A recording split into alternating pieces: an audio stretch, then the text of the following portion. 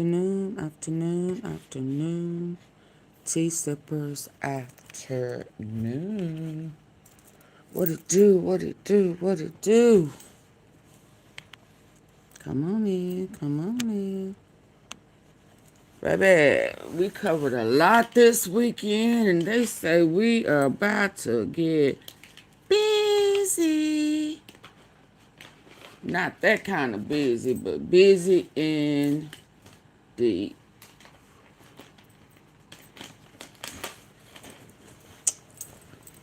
Where is that thing at?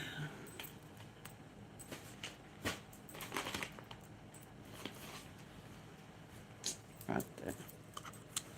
Okay, let's get into it.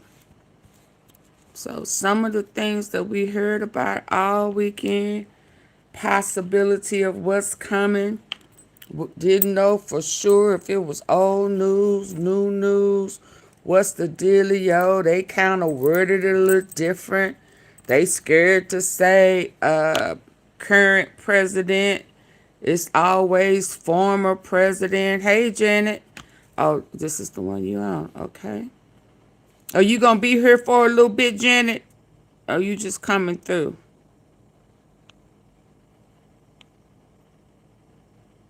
Let me see. Just in case you want to help me out and moderate. There you go. Okay, there you go. Thank you. So, yeah, they were worded one way, you know. I'm assuming, this is just my assumption, is because everybody knows, especially in the media, that Trump is so happy.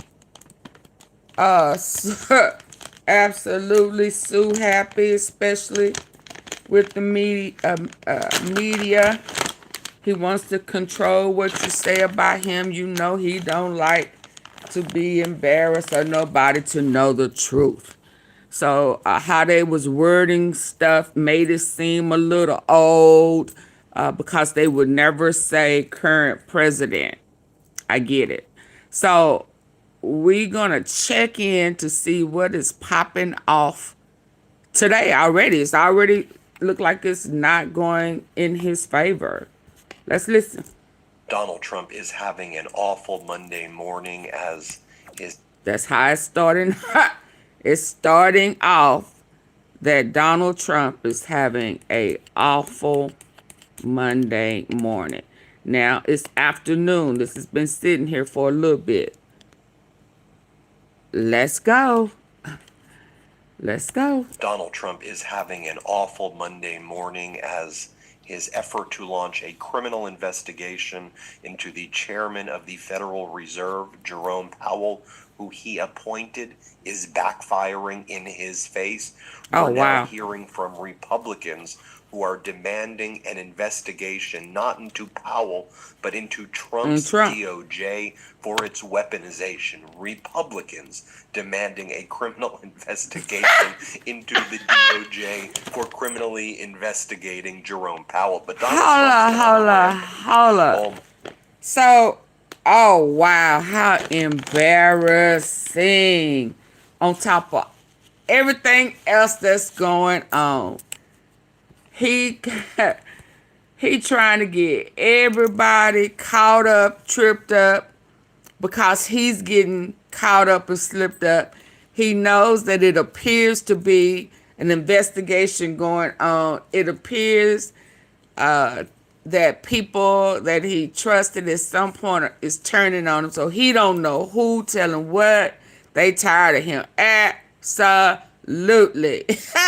So now he tried to bring in the Federal Reserve man. I don't remember his position. I remember when he tried to set him up, though, with the hard hat on, looking like he knew what he was trying to do, was trying to force that man to lower interest rates.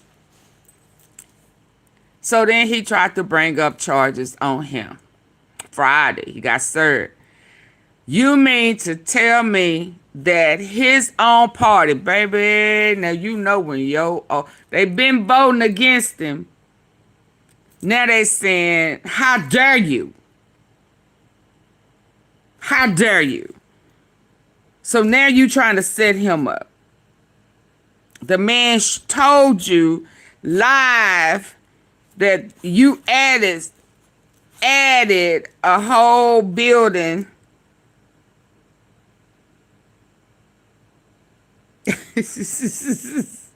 to the paperwork to say that there has been an increase and you done slid a property in there that was already pre-existing.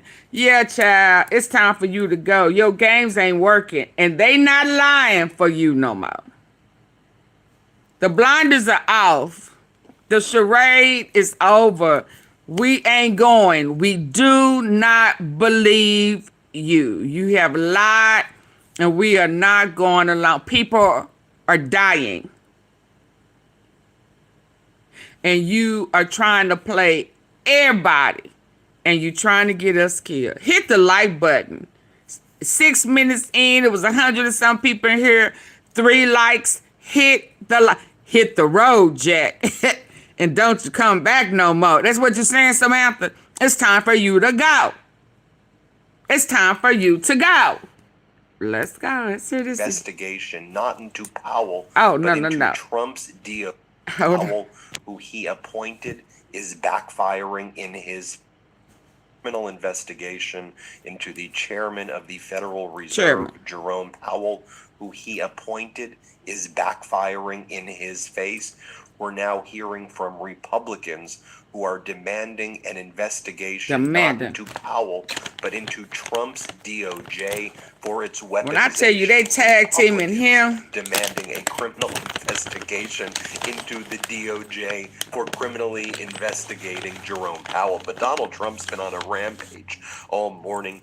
He's making posts like this. I'm the one who saved NATO. President DJT. Now, as Donald Trump threatens to invade Greenland, which has caused NATO nations to respond by potentially putting forces in Greenland to protect against a United States invasion, as Donald Trump has done more to break up the NATO alliance than in history, Donald Trump is saying that he saved NATO. Then Donald Trump is getting some instant rebuking to his face from his post that he's now the acting president of Venezuela. You have Democratic Senator Amy Klobuchar said, so Trump is posting about being the acting president of Venezuela when he's not even acting like a president at home. That's for sure. Now, the former chair members of the Federal Reserve and former Treasury secretaries put out the following statement. Former Fed chairs and Treasury secretaries put out a statement on Monday defending Jerome Powell after the Justice Department opened up this criminal investigation into Powell. So you have everybody from Ben Bernanke, who served 2 terms as chair of the Fed, Jared Bernstein, chair of the Council of Economic Advisors under Biden, Jason Furman, chair of the Council of Economic Advisors under Obama, Timothy Geithner, who served as the 75th Secretary of the Treasury under Obama, as well as the President and Chief Executive Officer of the Federal Reserve Bank of New York, Alan Greenspan, Glenn Hubbard, Jacob Lew, Henry Paulson, who's Bush's guy. So you keep going down the list of all of them. Republican, Democratic leaders in this area. Here's the statement that they put out. The Federal Reserve's independence and the public's perception of that independence are critical for economic performance, including achieving the goals Congress has set for the Federal Reserve of stable prices, maximum employment, and moderate long-term interest rates. The reported criminal inquiry into Federal Reserve Chair Jay Powell is an unprecedented attempt to use prosecutorial attacks to undermine the independence. This is how monetary policy is made in emerging markets with weak institutions, with highly negative consequences for inflation and the functioning of their economies more broadly. It has no place in the United States, whose greatest strength is the rule of law, which is at the foundation of our economic success. An unprecedented statement from Democratic and Republican Fed chairs and Treasury secretaries putting that out moments ago. As I mentioned yesterday, Republican Senator Tom Tillis said that it requires that there's now an investigation needed of the Department of Justice, that its independence and credibility are in question.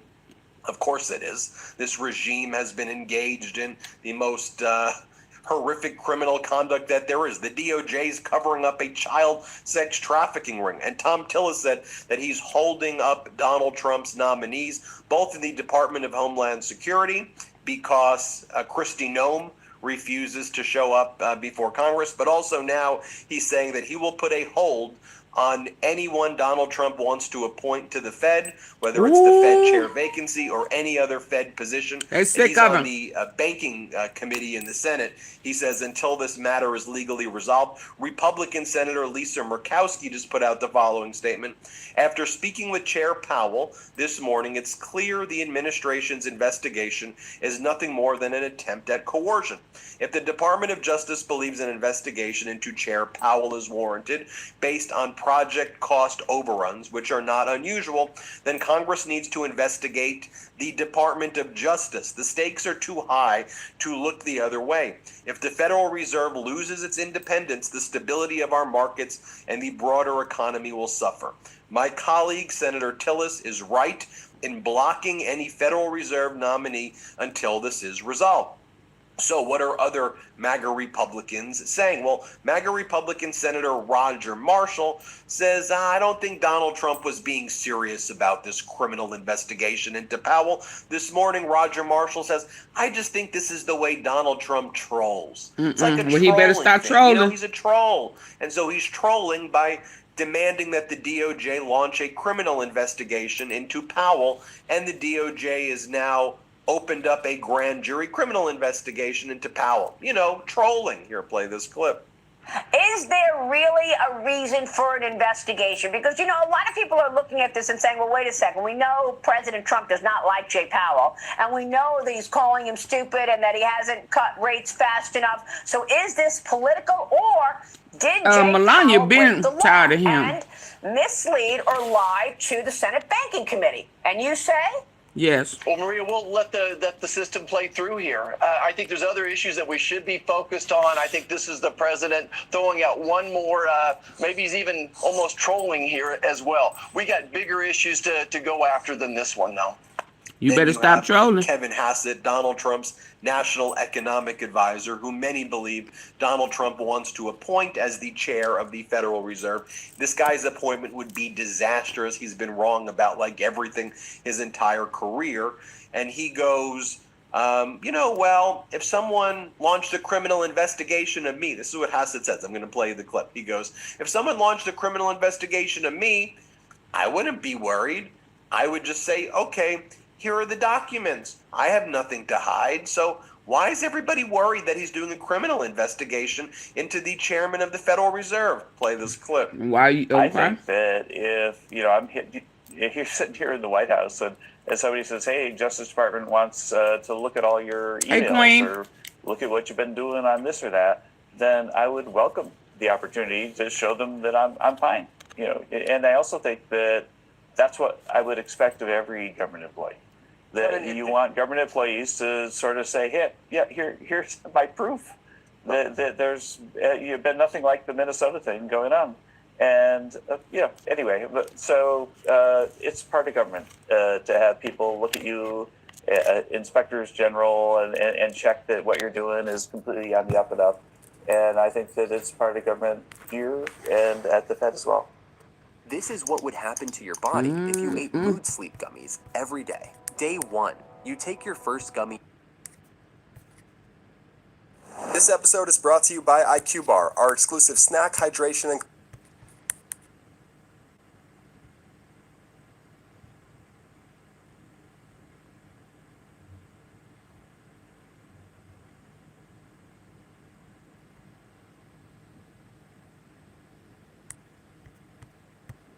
top economic guy, Peter Navarro, again, who's even worse than Kevin Hassett, if that's possible, says the following. Play this clip. It was Joe Biden and Jay Powell that let the inflation genie out of the bottle.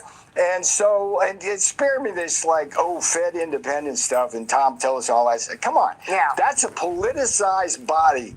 And he's the worst chairman since Arthur Burns started running the money pump for Richard Nixon for re-election. So let's get to the bottom of this. But there's a lot of good stuff going on with President Trump. I also saw other MAGA Republican Congress members and senators on the morning shows, as this morning, trying to defend Trump regime's killing of Renee Nicole Good and the just the atrocities being committed by Trump's ICE and Border Patrol, Gestapo, Donald Trump's paramilitary forces. So now what Trump's MAGA sycophants is so disgusting. What they're going on the morning shows and saying, you know what really needs to happen? We need accountability and arrests. We need for Governor Walz and Mayor Fry of Minneapolis, they need to be arrested because they're the ones causing all of this. It's their fault.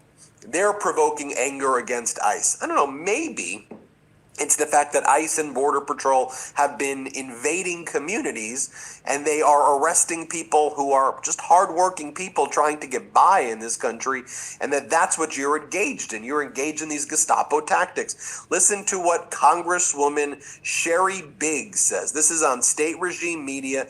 MAGA Republican Congresswoman Sherry Biggs. Play this clip. And then at the same time, you've got Mayor Jacob Fry and Governor Tim Walz inflating the situation once again by demonizing ICE. I'm sorry, but do you think it's long past due for these Democrat officials to be charged for clearly inciting violence against our federal agents? I mean, is there something that Congress can do to hold these people accountable? Well, I certainly hope so, and I hope that'll be on the table for discussion this week as we get back to work. You had Democratic Senator Warner on CNBC, and here's how he talks about the lack of training of these ICE and Border Patrol Gestapo. And he's speaking to the CNBC guy who's like the top MAGA, one of like the main MAGA hosts on CNBC. Play this clip. But the idea that we're going to send in these ICE agents, by the way, Joe, you realize ICE used to take 5 to 6 months to get trained. They've now lowered the training period to 47 days. Why 47 days? Because Donald Trump's the 47th president. Oh, wow. Tell me that's a rational approach. I'm not, obviously I'm not going to take that bait and say it's a rational approach, but it's a fact, Joe. You can't pick your fact. More from Senator Warner here about Trump's never-ending wars and the fact that Trump just, without congressional authorization, Trump has actually engaged in multiple military attacks over the past year. Play this clip. Good thing. But and I don't know, what are you concerned this could be a forever war? Or well, I just got to say this. We got 20% of the fleet off the coast of Venezuela. The aircraft carrier, the Gerald Ford, that's supposed to be in the Middle East, is off the coast of Venezuela. You know and I know, American oil going in, it's going to take a couple years to rebuild Venezuela's oil infrastructure. Is that fleet going to stay there for 2 years? What are the costs there? Remember, the president's promised it's not going to cost us a dime. Venezuelan oil is going to pay for it all. I don't know if that's happening. Remember, it wasn't Donald Trump. I know he's your guy, but I thought he was going to be the peace. Hold it, but he was going to be the peace guy. He was going to be the peace guy. Hold it, but Joe, we know that he's not Andrew's guy. I didn't say that. My guy. Well, let me just say this. I'm America's guy. This guy was America's guy. We've had American intervention in Syria, Iraq, Iran, Yemen, Nigeria, Venezuela, maybe Greenland, where he would blow up NATO. Did you see the Brits and the Germans are putting troops in Greenland because they want to try to send a message, don't attack Denmark, another NATO ally? How is this leading to price stability, bringing down cost, and now we got the frontal attack on the independence of the Fed? Come on. Okay. You probably went Fordo. And then lastly, I'll show you Kristi Noem. I don't think this got enough attention, but this is from Kristi Noem's yesterday with Jake Tapper. It was a disastrous interview for her. But there was one point that stood out that I think it's important that we highlight, that when she was shown the video of that officer, Jonathan Ross, the murderer. He's not even an officer. The murderer, Jonathan Ross, who killed Renee Nicole Good, the ICE Gestapo guy. And the guy goes, effing B. He curses at her after he shoots her in the face 3 times. Watch Kristi Noem here. She smirks. She finds this funny. She gets off on this. She finds the murder of an American citizen by ICE Gestapo to be funny. Play this clip. Is that Agent Ross's voice calling Renee Good a fucking bitch? I can't determine which one it is, but it could be, sir. In June of last year. There you have it, folks. We'll keep you posted every step of the way this morning. Oh, wow. Hit subscribe. Let's get to 6 million subscribers. Oh, wow. Thanks. Did she smirk? Did she smirk? Bitch. I can't determine which one it is, but it could be, sir. In June of last year. There you have it, folks. Wow. We'll keep you posted every step of the way. Oh, wow. Y'all, it's 292 people in here right now. Well, 337 people in here right now listening in. Please double tap the face of your screen. Please, if you're listening in on your phone, whether you're in the clouds or in the comments, I need for you to double tap, just bam, bam, the face of your phone device. Or if you're on your computer, there are 3 dots at the top right corner. If you could hit those dots for me and hit the like button, I would greatly appreciate it. That was foul for her to smirk about him calling Renee Good a effing biatch. I thought he was hurt. I thought he was injured. I thought, he needed to go to the hospital. Y'all just full of shit and full of lies. Shit and lies. Let's go here.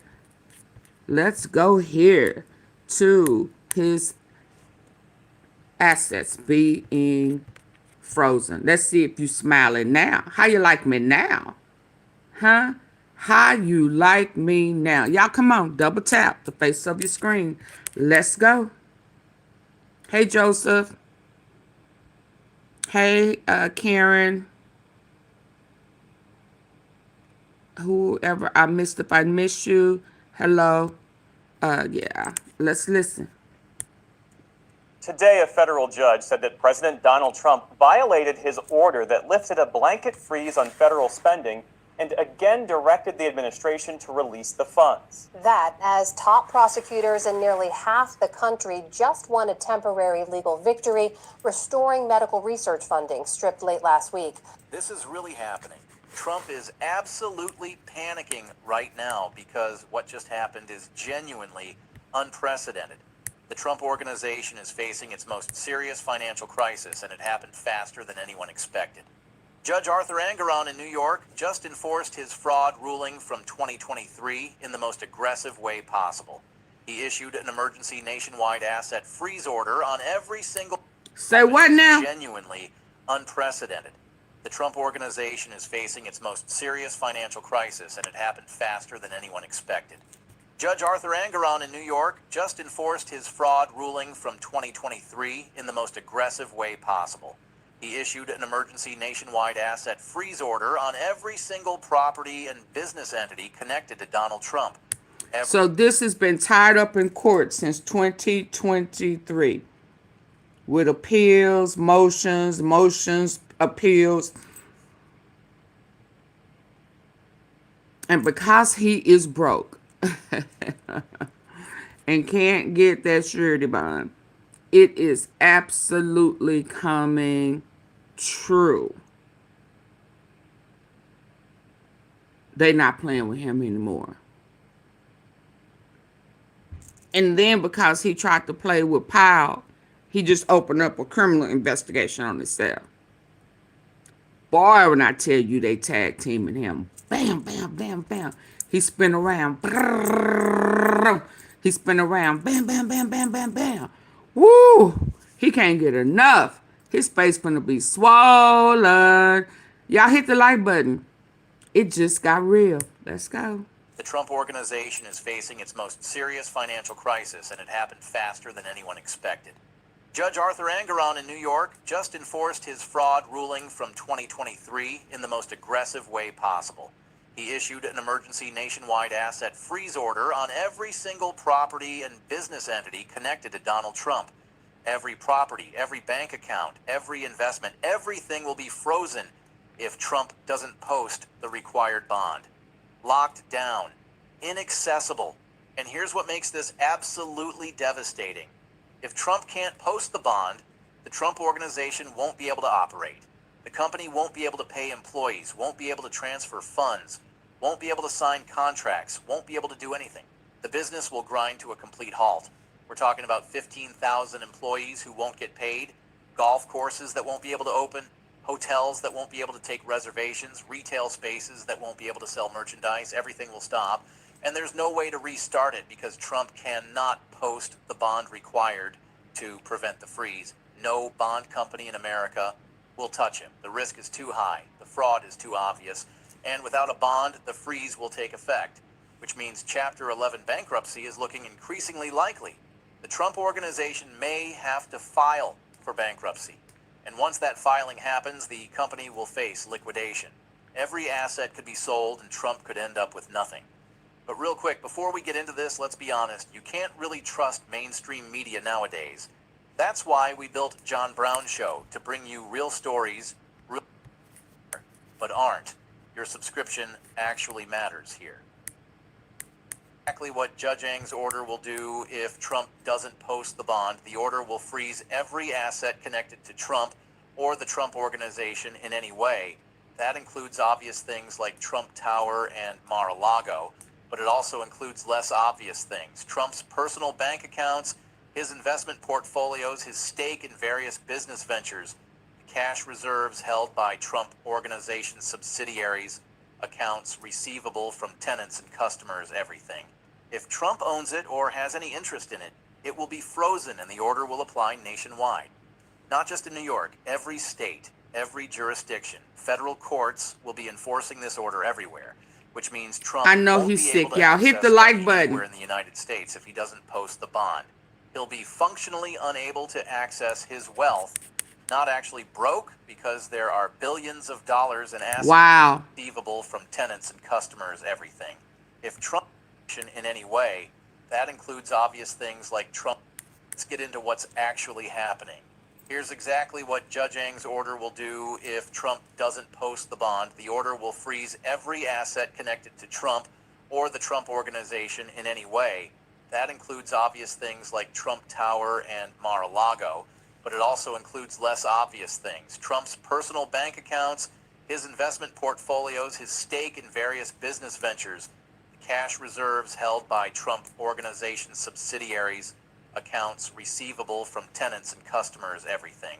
If Trump owns it or has any interest in it, it will be frozen and the order will apply nationwide. He must finish the Not White just in New York, House. every Remember state, that money every is coming jurisdiction, from federal him. courts will be enforcing Will this the order White everywhere, House remain which in means its Trump won't present be able to access demo money state? anywhere in the United I States don't if he know, doesn't Joseph. post They the haven't bond. said that He'll yet. be functionally unable He to must access finish his the White wealth, House. not I don't. actually broke because there are Oh, that's billions not of coming out of dollars his in pocket. assets, It was. but Hold on. functionally unable. That you talking about the East Wing?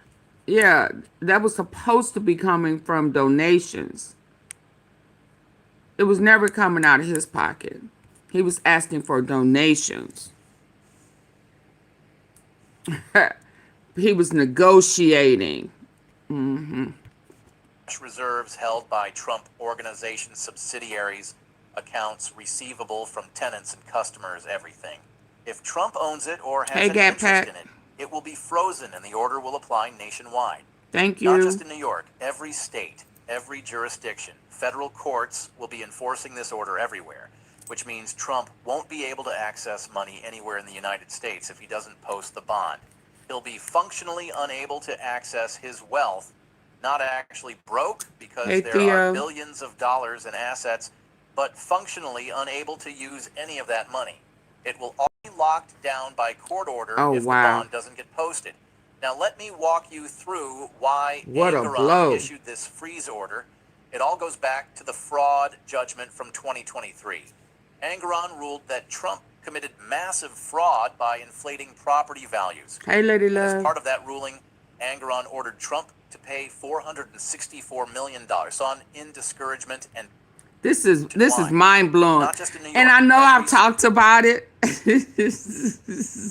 But wait till them 47, 48 indictments come. Him and his associates. Remember Jack Smith? Oh my God. When I tell you they tag teaming him, it's about time. I agree. You talking about, whoa, tag team. You through with him? Spin his ass around. Spin his ass around. They are spinning him around. He gonna be so dang dizzy. Yeah. Y'all hit the like button. Double tap. Please don't make me stop this tea. Please don't. State, every jurisdiction, federal courts. If Trump owns it or has any interest in it, it will be frozen and the order will apply nationwide.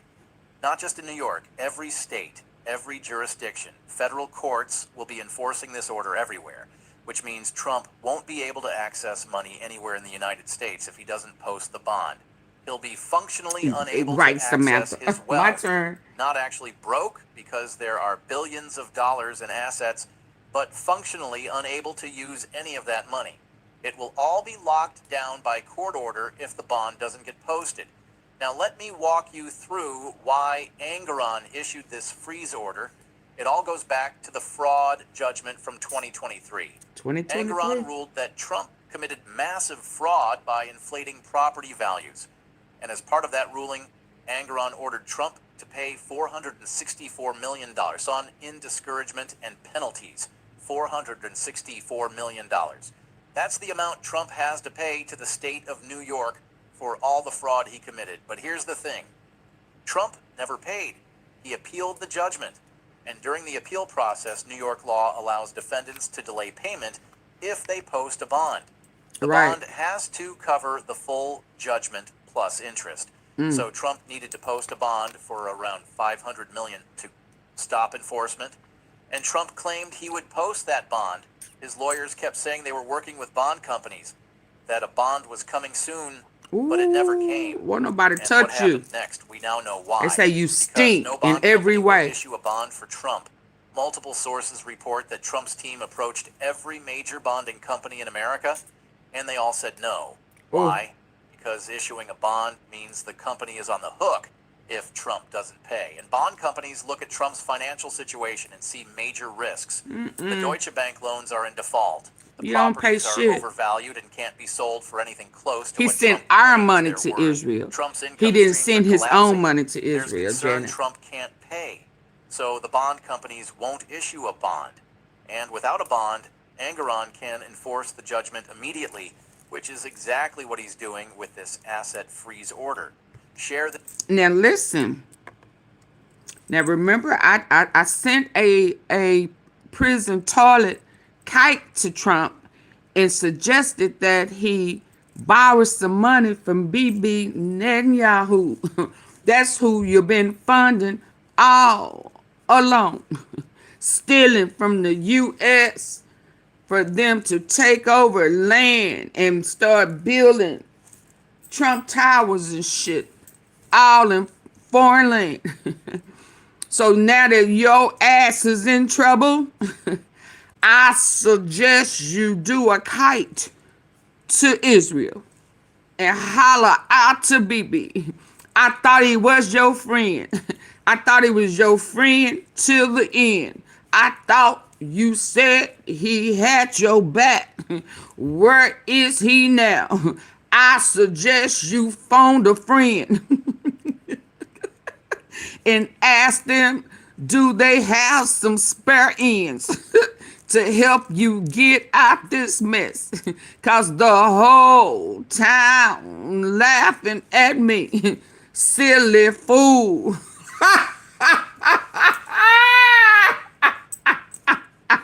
You better phone a friend. I'm just saying, y'all hit the like button. This shit getting good. Where is Bibi Netanyahu? He crying too?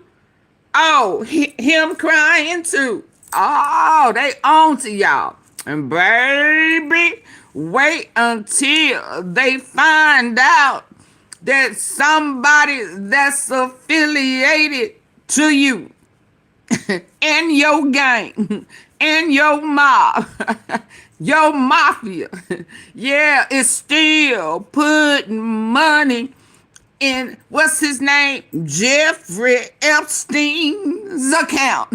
Somebody's still paying Jeffrey Epstein as if he's still alive. Wait until they find out that you are still operating indirectly to Epstein and his trafficking scheme. Wait until they find that out. Or is Jeffrey Epstein working with the feds from the grave?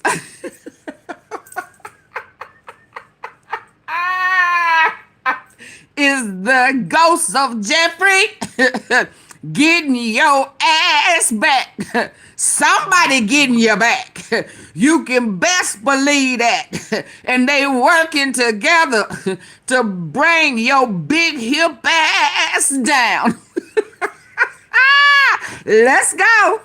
The Deutsche Bank loans are in default. The properties are overvalued and can't be sold for anything close to what Trump claims they're worth. Epstein Trump's is income streams not are collapsing. dead. I don't There's think so concern either. Trump can't pay, so the bond companies I don't won't think issue so a either. bond. And without a bond, Engoron can enforce the judgment immediately, which is exactly what he's doing with this asset freeze order. Share this video with everyone you know, because now let's talk about the scope of properties that will be affected if Trump doesn't post the bond. Trump Tower in Manhattan will be locked down. Nobody will be able to enter except essential yes, he sure maintenance will. staff. The retail Theo. spaces will close. The commercial tenants will be notified they need to deal with the court-appointed receiver instead of Trump organization. They got to sneak him and take him out. Will be sealed. Mar-a-Lago will be locked down. Doral in Miami will be locked down. That's Trump's golf resort that was refinanced with the suspicious Deutsche Bank money. All appointed receiver. You mean where his first wife is buried? That he made into a funeral home to avoid paying taxes. Is that the property you're talking about? I said that the other day jokingly. So they're going to have to dig her ass up and put her where? They're going to have a proper burial, or he going to have to pay them taxes. She's a tenant too. Yeah, she has to pay monthly. So she owed back. Oh, Lord, it's getting ugly. Let's go. Where Trump used to live will be sealed. Mar-a-Lago will be locked down. Will close. The commercial tenants will be notified they need to deal with the court-appointed receiver instead of Trump organizations that will be affected if Trump doesn't post the bond. Trump Tower in Manhattan will be locked down. Nobody will be able to enter except essential maintenance staff. The retail spaces will close. The commercial tenants will be notified they need to deal with the Queen. court-appointed receiver instead I of Trump figure he may be in management. Israel. Somebody The said they residential units spotted where him in Trump the used to live Philippines will be too. sealed. Mar-a-Lago will be locked down. Doral in Miami will be locked down. That's Trump's golf Theo, resort that ballroom was going to have an underground tunnel to funnel and traffic All 17 kids. Trump golf courses across the country will be locked down. That includes Bedminster in New Jersey, Trump National in LA. The golf course in Scotland, all of them will close, won't be able to operate. Trump International Hotel in DC will be locked down. Trump Plaza, Trump Park Avenue. Every single property with Trump's name on it will come under court control if the bond isn't posted, and the Secret Service will be evicted from all properties that will be affected if Trump doesn't post the bond. Trump Tower in Manhattan will be locked down.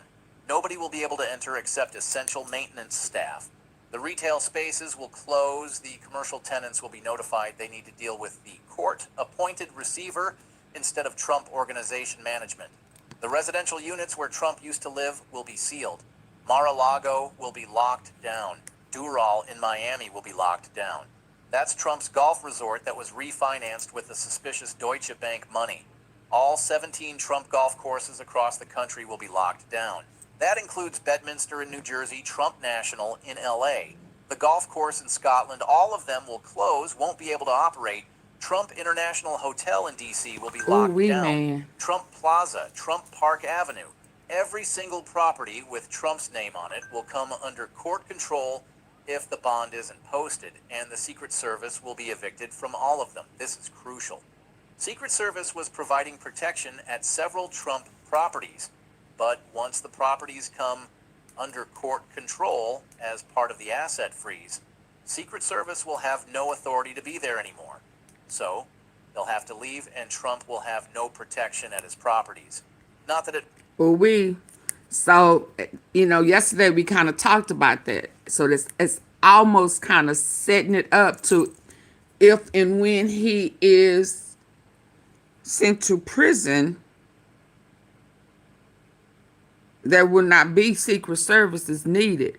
If how they have it set up, Secret Service would not be at the houses or properties, then hell, he won't need Secret Service in prison either.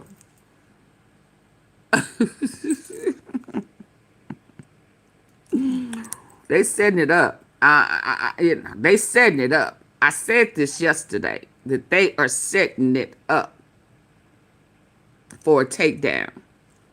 They finna strip him. Under court control as part of the asset freeze. Oh, but I need for y'all to hit the like button. 222 in here now, only 66 likes. Double tap, get the likes up. Get the likes up. This man right here could very well be. Oh, I don't know what he said. Epstein in the Philippines hanging. I heard the Philippines, but the most recent I heard was Israel. And we know they have that clause for Jews that can return to home. But I wonder how it goes for fake Jews. Yeah, but anyway, they got that clause that they can always return home to avoid jail time as long, I think as long as it's fooling with kids. Yeah. Because I guess the Zionists, that's a part of their non-religion, a part of their cult rules. Yeah. I believe that too. Yeah. Y'all get the likes up. Double tap the face of the screen. Please. Yeah, let's go, y'all. Get the likes up. Providing protection at several Trump properties. But once the properties come Avenue, every single property with Trump's name on it will come under court control if the bond isn't posted, and the Secret Service will be evicted from all of them. This is crucial.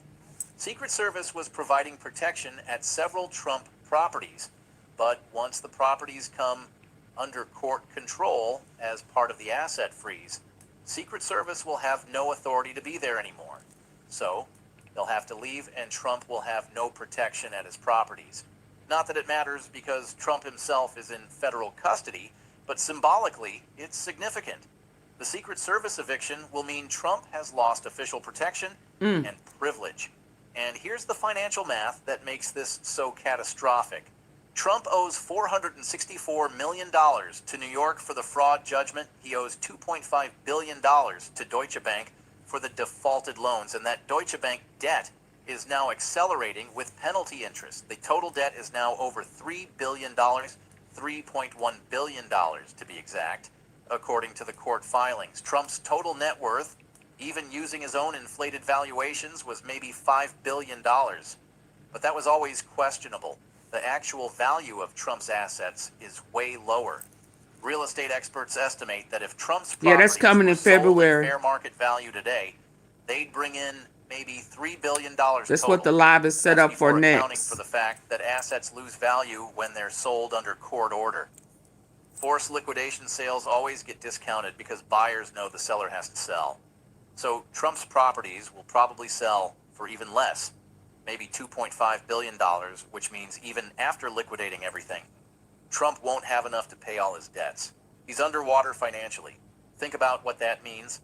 And it's getting worse by the hour because the longer the asset freeze stays in place, the more value the properties will lose. Hotels won't be able to operate without staff. Golf courses won't be able to maintain themselves. Buildings will deteriorate without upkeep, and tenants will start leaving when they realize the landlord is in legal chaos. Multiple reports say major tenants at Trump Tower are already talking to lawyers about breaking their leases. They don't want to be in a building that's caught up in bankruptcy proceedings. Same thing at Trump's other commercial properties.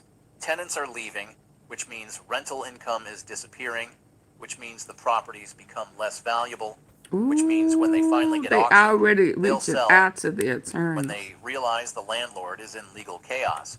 Multiple reports say by the hour because the longer the asset freeze stays in place, the more value the properties will lose. Hotels won't be able to operate without staff. Golf courses won't be able to maintain themselves. Buildings will deteriorate without upkeep, and tenants will start leaving when they realize the landlord is in legal chaos. Multiple reports say major tenants at Trump Tower are already talking to lawyers about breaking their leases. They don't want to be in a building that's caught up in bankruptcy proceedings. Same thing at Trump's other commercial properties. Tenants are leaving, which means rental income is disappearing, which means the properties become less valuable, which means when they finally get auctioned, they'll sell for less. Bond market analysts estimate that Trump's properties will lose significant value just from being locked down under court order if this proceeds.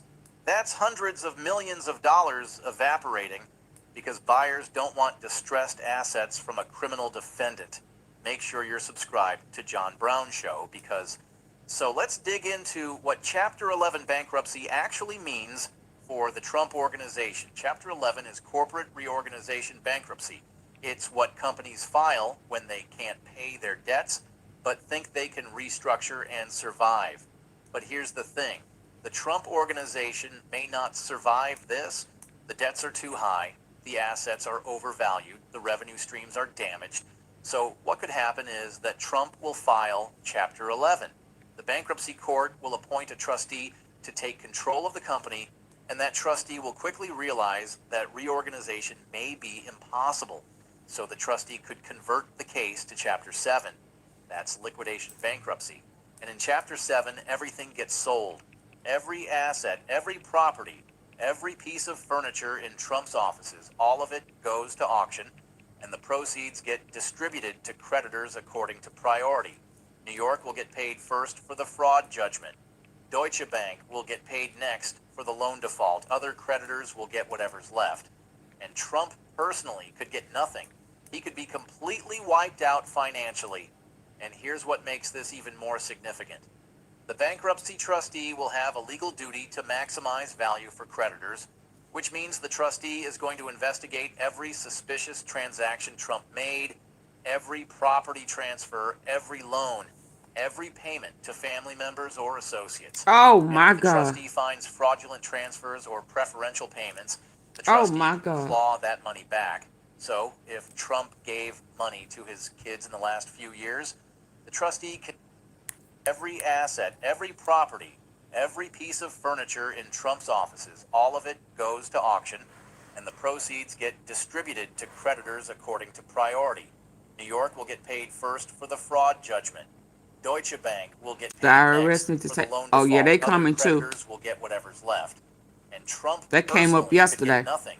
He could be completely wiped out financially. And here's what makes this even more significant. The bankruptcy trustee will have a legal duty to maximize value for creditors, which means the trustee is going to investigate every suspicious transaction Trump made, every property transfer, every loan, every payment to family members he gonna be in history, all right. And if the trustee finds fraudulent transfers or preferential payments, the trustee can claw that money back. So if Trump gave money to his kids in the last few years, the trustee can sue to get that money back for the bankruptcy estate. If Trump paid certain creditors ahead of others, The trustee can reverse those payments. The trustee has enormous power to unwind Trump's financial dealings, and given what we now know about Trump's fraud, the trustee is going to find a lot of questionable activity.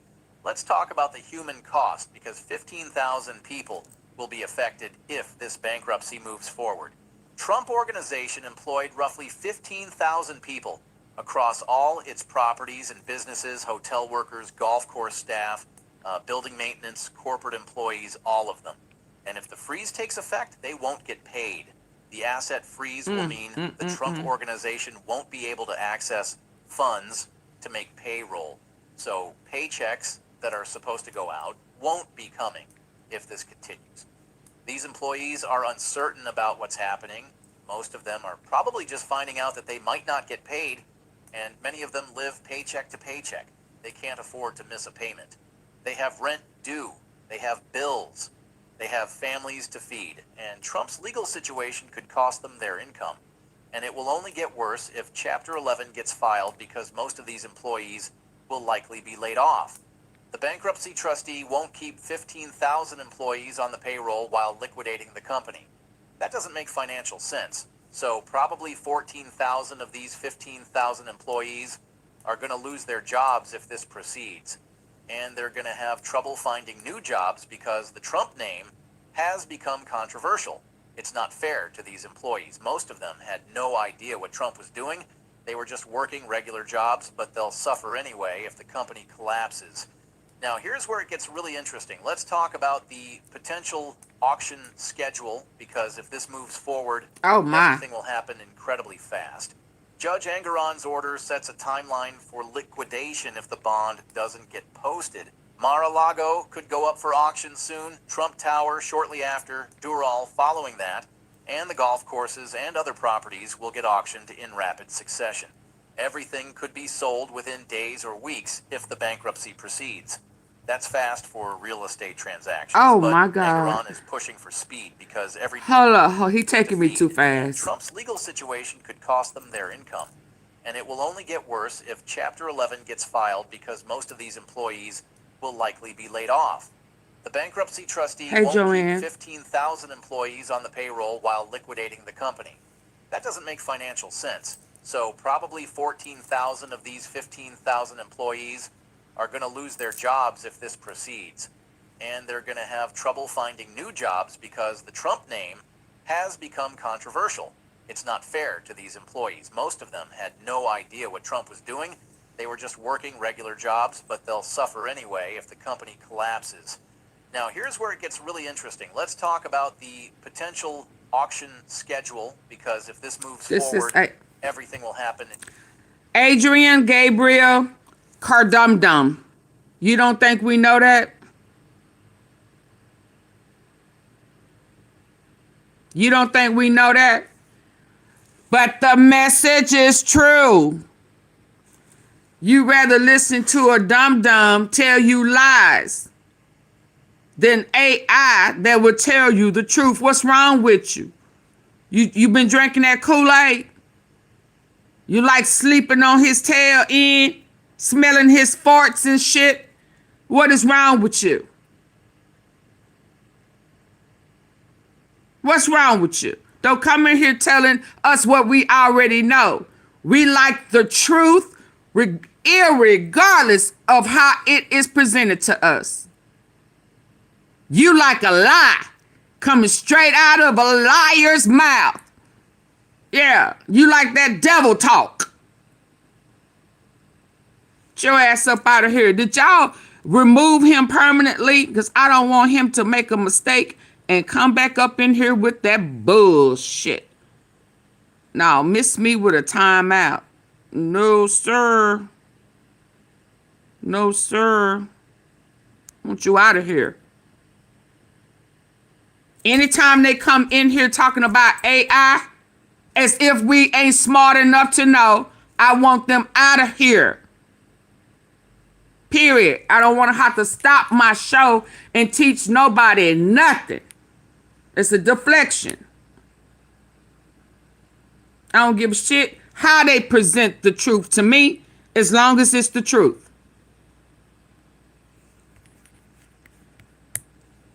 financial sense. So probably Let me back it 14,000 of up these since he 15,000 employees interrupted the laid truth. off. The bankruptcy trustee won't keep 15,000 employees on the payroll while liquidating the company. That doesn't make financial sense. So probably 14,000 of these 15,000 employees are going to lose their jobs if this proceeds. And they're going to have trouble finding new jobs because the Trump name has become controversial. It's not fair to these employees. Most of them had no idea what Trump was doing. They were just working regular jobs, but they'll suffer anyway if the company collapses. Now, here's where it gets really interesting. Let's talk about the Exactly, Theo. auction schedule, because if this moves forward, everything will happen incredibly fast. Judge Engoron's order sets a timeline for liquidation if the bond doesn't get posted. Mar-a-Lago could go up for auction soon, Trump Tower shortly after, Doral following that, and the golf courses and other properties will get auctioned in rapid succession. Everything could be sold within days or weeks if the bankruptcy proceeds. That's fast for real estate transactions, but Engoron is pushing for speed because every day of delay means more value lost. So the auctions will be rushed if they happen, and that means prices will be lower because buyers won't have time to do full due diligence. But Ingram's priority is to satisfy the fraud judgment as quickly as possible. If that means Trump's properties sell for less than they might otherwise, so be it. The properties will be liquidated quickly if this proceeds. And whatever they bring in is what they bring in. And we're already seeing estimates of what these properties might sell for if they go to auction. Multiple real estate analysts have published projections Mar-a-Lago might bring $75 million. $75. That's significantly less than what Trump claimed it was worth. Trump Tower might bring $600 million. That's less than half of Trump's valuation. Doral might bring $200 million. Again, way below Trump's claimed value. When you add it all up, Trump's entire portfolio of properties might sell for around $2.8 billion total, which sounds like a lot. But remember, Trump owes $3.1 billion. So even after selling everything, Trump will still be short $300 million. And that shortfall will become a judgment that follows Trump personally. Even after bankruptcy, Trump will personally owe $300 million. And prosecutors can garnish any income Trump might ever earn in the future. Oh, wow. Share this with everyone because let's talk about how... Yes, please share, like, share, and subscribe. Join the membership. The Deutsche Bank loans that are in default, those were allegedly connected to questionable financial activities, personally owe $300 million. And prosecutors can garnish any income Trump might ever earn in the future. Share this with everyone because let's talk about how this bankruptcy will connect to the criminal cases if it proceeds. The Deutsche Bank loans that are in default, those were allegedly connected to questionable financial activities. So the bankruptcy trustee is going to find concerning evidence while investigating Trump Organization finances, and that evidence will be turned over to prosecutors because bankruptcy trustees have a duty to report potential crimes they discover. So the bankruptcy will generate even more criminal evidence if it proceeds, and the same thing will happen with the New York fraud case. The trustee will find documents showing how Trump inflated valuations, how he presented questionable information to banks, how he created financial statements. All of that will become new evidence for prosecutors. So Trump's financial collapse is feeding his legal troubles, and his legal troubles are accelerating his financial collapse. Judge Engen also addressed concerning financial connections in his asset freeze order. Engoron specifically notes questions about the $2.5 billion in Deutsche Bank loans and their origins. And under federal forfeit laws, any property purchased with questionable money can potentially be seized by the government. So Engoron's order... Now, I know you see specs asking for y'all to double tap and hit the like button. Double tap means bam, bam on the face of your phone. Double tap, bam, bam. Say thank you for stopping what you were doing on TV to bring us this tea. Baby, in this hot. Bam, bam, bam, bam, bam, bam, bam, bam, bam. And I got more. Not more. More. Double tap. Double tap. I hit the 3 dots at the top right corner of your computer or tablet. There's 3 dots up there. Hit them. Hit them. I'm speaking only to the ones that have not hit the like button. Let's go. Somebody just took them back. Let's go. I'm not going to be on here all during the day like this. This ain't normally my time. Y'all ready? Includes language saying that certain Trump properties may be subject to federal action on top of the state court liquidation. Which oh, okay. Thank you. Delicious. Before they even get to auction. The Justice Department is reportedly preparing potential actions for Mar-a-Lago and Doral. Specifically, those were the properties most directly connected to the Deutsche Bank loans. So the government might seize those properties and all the proceeds will go to the federal government. Which ones? Not to other creditors. And if Mar-a-Lago and Doral get taken federally and get to auction. The Justice Department is reportedly preparing potential actions for Mar-a-Lago and Doral. Specifically, those were the properties most directly connected to the Deutsche Bank loans. So the government might seize those properties and all the proceeds will go to the federal government, not to other creditors. And if Mar-a-Lago and Doral get taken federally, that's another significant amount that will disappear from Trump's estate, which means even less money available to pay creditors, which means an even bigger shortfall. So what does all of this mean for Trump personally? His ass is in trouble and it's going to leave him broke. And now, on top of his legal charges, that's why he wants that all money. Yep. He has limited access to money, limited access to property, 10-year green, limited ability to generate income. Trump and because is in a he's very greedy. Difficult financial position, and he's in federal detention. He probably won't get bail given the severity of the charges. So, Trump is going to be detained while I was working and I heard holla. What you say? What you say? Very difficult financial position, and he's in federal detention. He probably won't get bail given the severity of the charges. So, Trump is going to be detained while his entire empire, if he don't come up with the money.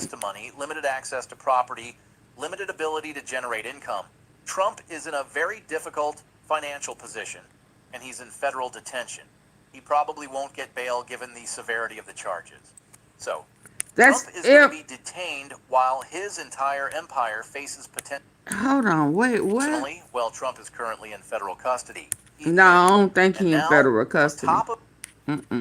Not to other creditors. And if Mar-a-Lago and Doral get taken federally, that's another significant amount that will disappear. I think it's coming. State, which means even now, I have not heard that. Auntie, I like your voice. Thank you. I do think it's coming. I do think that is the plan. But right now, that I have not heard that. But I do think it's coming. I do think it's coming. I have 321 people in here with only 106 likes. Please double tap the face of the phone. And if you're on an iPhone, I'm hearing that there's been some updates. So you have to hit the 3 dots at the top corner. Wow, it's a lot going on. Like, share, and subscribe. This is one that you really need to like, share, and subscribe. Really. Also, that one that has the white sheet on one side and the black ice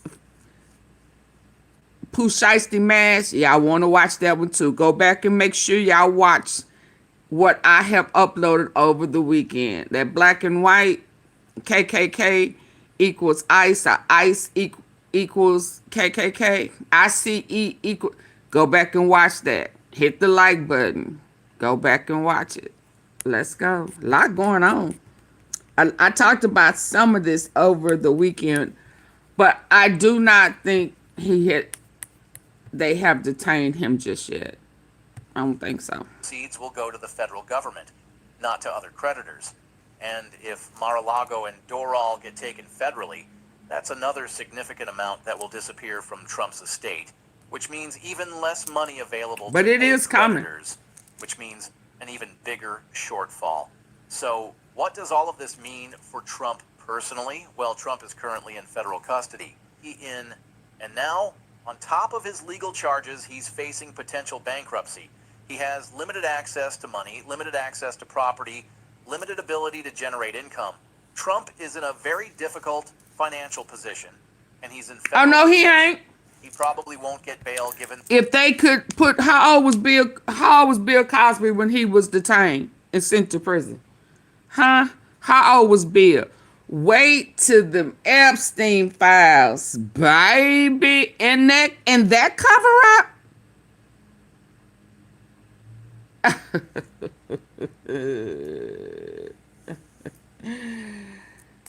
I'm sure they moved him, Epstein, because they said that he was afraid that Trump was going to unalive him. Bill was a pervert. What do you think Trump is? What do you think Trump is? Hey, Marie, what do you think Trump is? I think he's a bigger pervert than Bill Cosby. Absolutely.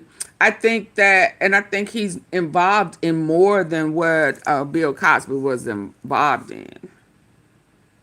Yeah. Again, Epstein pled guilty. He didn't plead guilty to everything. He know he's sick in the head. He knows that he was involved in a lot of things. But even he said that Trump was worse than him.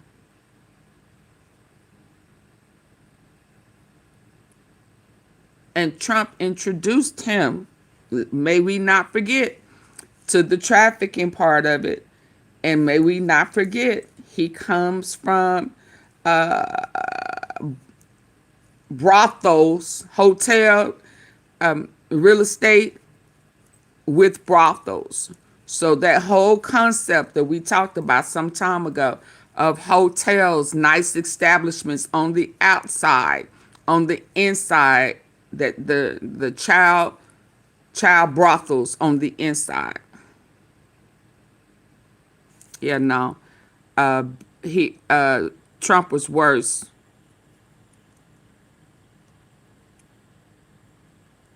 But that's a part of the Zionists, the cult. That's in their manual to fool with minors.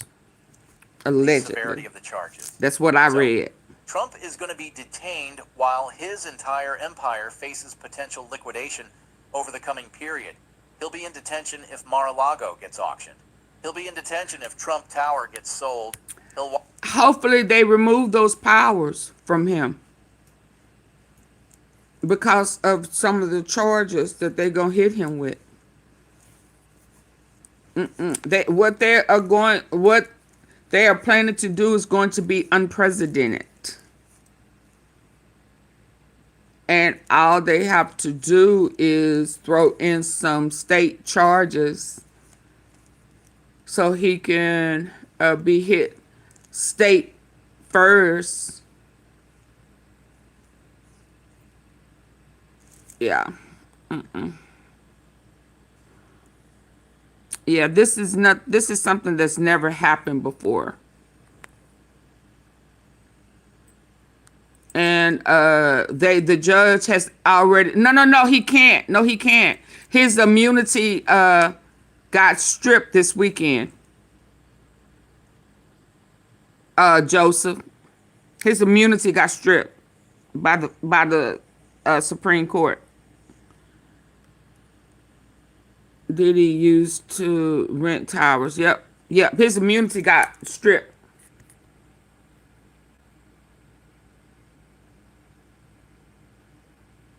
Because he was convicted in 20. This is going back to 20. It doesn't matter. This was back from that 2023. He wasn't the president. Watch it all happen from custody if this proceeds, and there's nothing he can do to stop it. Yeah, he got rulings over the weekend The fraud judgment is final. The debt Yeah. or gets sold, he'll watch it all happen from custody if this proceeds. And If there's it nothing he can do to proceeds. stop it. His lawyers can try to file motion If it in the proceeds. coming period. He'll be in detention if Mar-a-Lago gets auctioned. He'll be in detention if Trump Tower gets sold. He'll watch it all happen from custody if this proceeds. And there's nothing he can do to stop it. His lawyers can try to file motions, but the legal arguments are limited. The fraud judgment is final. The debts are real. The assets may have to be sold. That's the legal process. And they are expediting a third impeachment article. Yeah, they trying to they working to get him out. So everything that we think was normal, yeah, no, this is not normal. So he's still the president, but they know that. And they say he could still be arrested. Do the research. Yes, sir. Yeah. Now you want the Constitution. Oh, with the Constitution, no, but you have been bypassed in the Constitution. Yeah, don't want it to stand now. Yeah, when you was bypassing it and disregarding and not following the Constitution when it comes to the people, yeah, then the same rules should apply to you. But he done had his judges to turn against it. Lock that ass up. Oh, no. Y'all better hit that like button before I shut this down. Lawyers can try to file motions, but the legal arguments are limited. The fraud judgment is final. The debts are real. The assets. He played himself too Mar-a-Lago long. gets auctioned. He'll be in detention if Trump Tower gets sold. He'll watch it all happen from custody if this proceeds. And there's nothing he can do to stop it. I agree, His lawyers Marie. can try to file motions, but the legal arguments are limited. The fraud judgment is final. The debts are real. The assets may have to be sold. That's the legal process, and courts are enforcing it. And Trump's Courts are family will enforcing be it. affected too if this moves forward. Don Jr., Eric Ivanka. All of them are defendants in various civil cases related to Trump organization activities. And they'll all be questioned by the bankruptcy trustee if it happens. They'll all have to explain what they knew about the business operations, what role they played, whether they personally benefited from payments, and anything they say can potentially be used. So, the family will be dragged into this situation. The Trump name is being damaged. The brand is suffering. Any business that had licensing deals with Trump is reevaluating those deals. I wonder what they're going to do Hotels that about had Barron. Trump's name are reconsidering the signage. Golf courses are looking at rebranding. The Trump brand that was built over decades is losing value rapidly. Having Trump's name on something may actually make it less marketable now. That's how dramatically the situation has changed. Now let's talk about the political implications. Trump is facing bankruptcy. Trump is in custody. Trump is facing serious legal charges. This is significantly damaging Trump as a political figure. His image as a successful businessman is being challenged. His claim to be a strong leader is being questioned. His entire political brand was built on business success. But that narrative is collapsing. And Double tap, double tap, double tap. Hit the three dots. Hit the three dots. The face of your phone, double tap. If you're on your computer, hit the three dots at the top.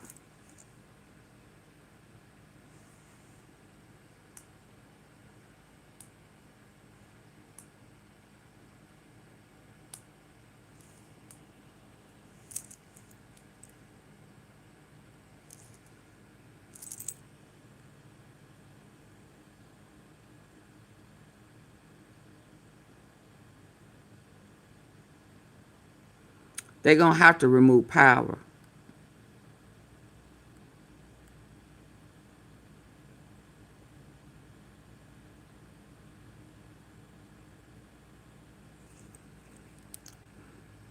I'm waiting for y'all to get the likes up. Name them Dumpus Tower. Republican senators are distancing themselves from Trump. They are. Multiple Republican senators have expressed concerns. They're looking at the legal situation. They're looking at the financial situation. and they're worried about being associated with it. So there's movement away from Trump within his own party. Markets have reacted to the uncertainty.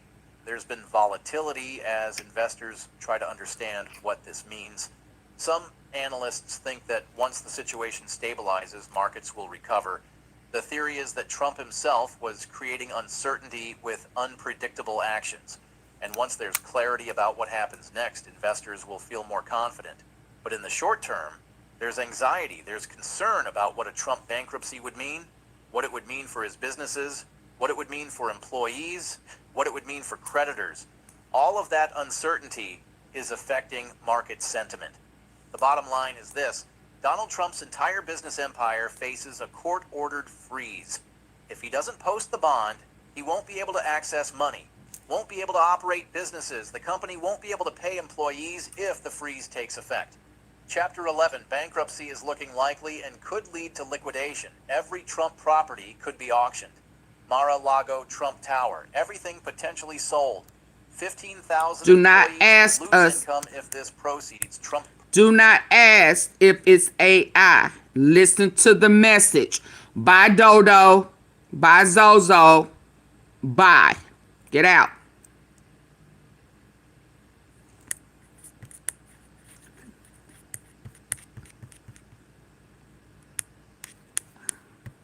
Employees if the freeze takes effect. Chapter 11, bankruptcy is looking likely and could lead to liquidation. Every Trump property could be auctioned. Mar-a-Lago, Trump Tower, everything potentially sold. 15,000 employees will lose income if this proceeds. Trump personally is facing financial ruin. He's in federal custody, facing serious charges. His family will be investigated. The Trump brand is being damaged, and the political implications are massive. This is a complete financial crisis. Trump built his empire over decades, and now it's potentially being dismantled in weeks. Everything he accumulated could be seized and sold if the bankruptcy moves forward. And it's happening because he always fraud charges. Trump couldn't post the bond because no bond company would take the risk. The legal system is working, the courts are enforcing their orders, and Trump is facing the consequences of his business practices. I don't know if this is, hold on. The nays are one. I don't know. When was this?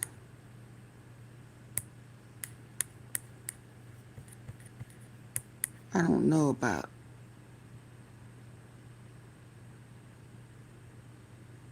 Hold on. I don't know if this is true.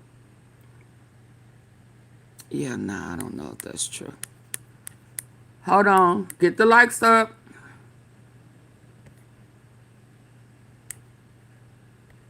Get the likes up.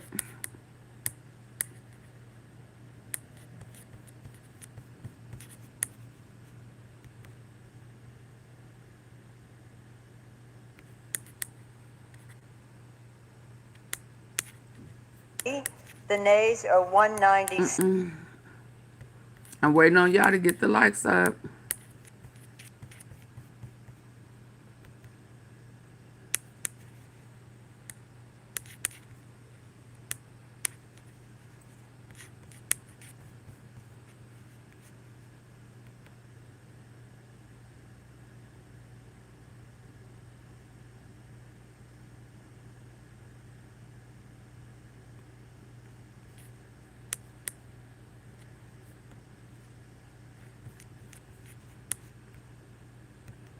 I thought I had this.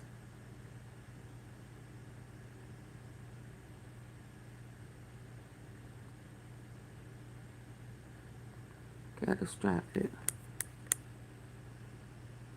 Let's go. Have you seen this? It's absolutely insane.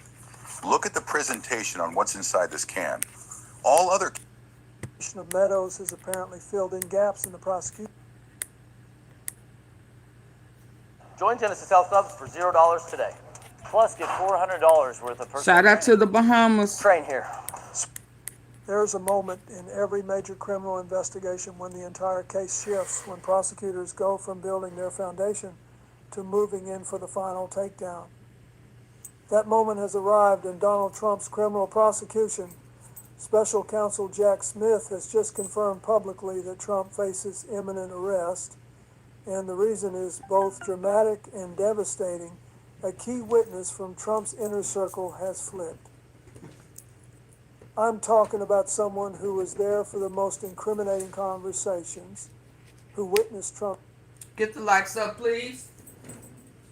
Double tap. I will wait.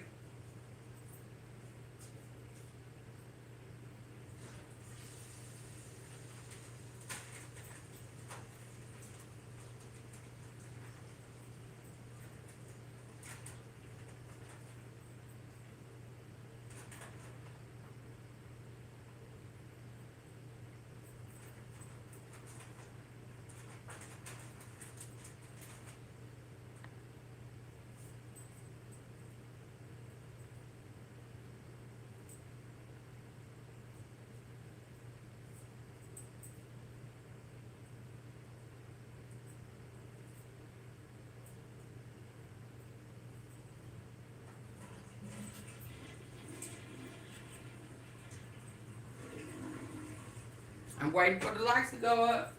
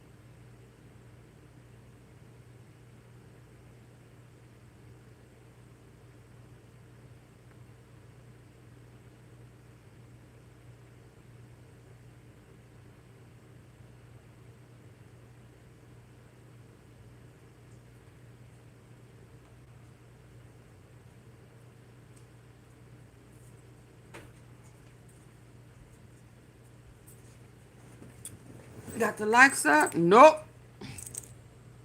The lights are not up. Yeah, I need the lights up. I got other stuff I need to be doing. For people who don't want to double tap the face of their screen, I can come back another time. Case shifts when prosecutors go from building their foundation to moving in for the final takedown.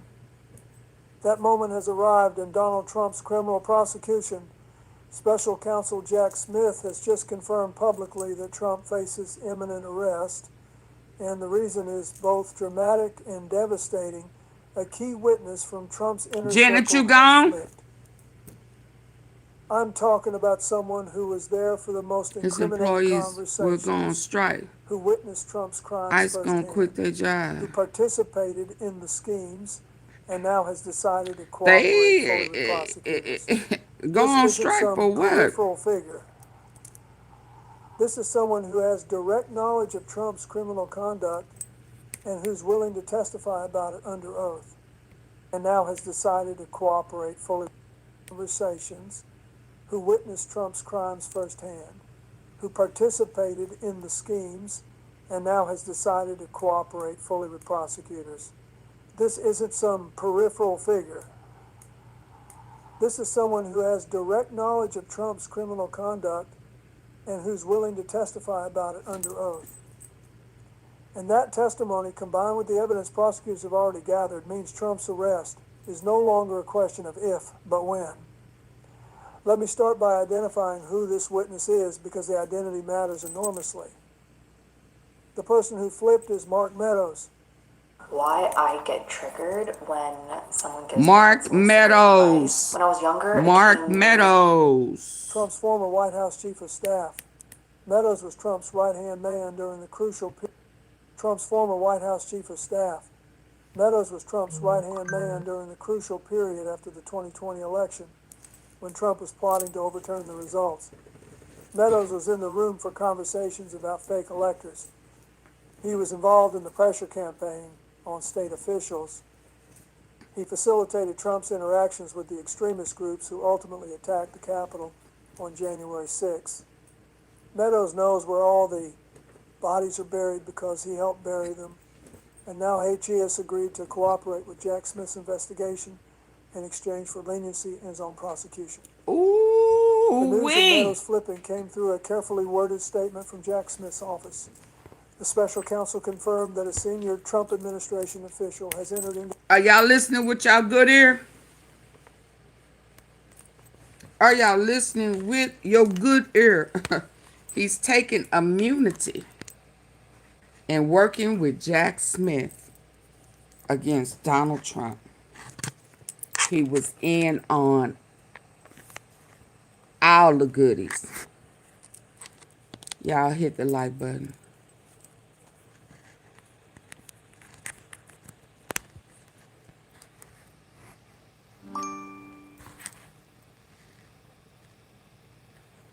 Okay, hold on. Trump's interactions with the extremist groups who ultimately attacked the Capitol on January 6. Meadows knows where all the bodies are buried because he helped bury them. Oh, wow. Conversations about fake electors. He was involved in the pressure campaign on state officials. He facilitated Trump's interactions with the extremist groups who ultimately attacked the Capitol on January 6. Meadows knows where all the bodies are buried because he helped bury them. And now HES agreed to cooperate with Jack Smith's investigation in exchange for leniency in his own prosecution. The news of Meadows flipping came through a carefully worded statement from Jack Smith's office. The special counsel confirmed Lombardi that a Street, senior Trump and that's a crooked street. official has entered into a cooperation agreement, and that this official's testimony provides direct evidence of criminal conduct by Trump. The statement goes on to say that, based on this testimony and other evidence, prosecutors believe they have sufficient cause to arrest Trump on additional charges beyond those he is already facing. Smith's office is coordinating with the U.S. Marshal Service to effectuate Trump's arrest, and they're giving Trump a limited window to surrender voluntarily before they come to get him. I've been in politics long enough to understand what it means when someone like Meadows flips. Meadows isn't some low-level operative who can be dismissed as a disgruntled former employee. He was Trump's chief of staff, one of the most powerful positions in the White House. He had access to everything. He was privy to Trump's most sensitive conversations, and he was intimately involved in the post-election schemes.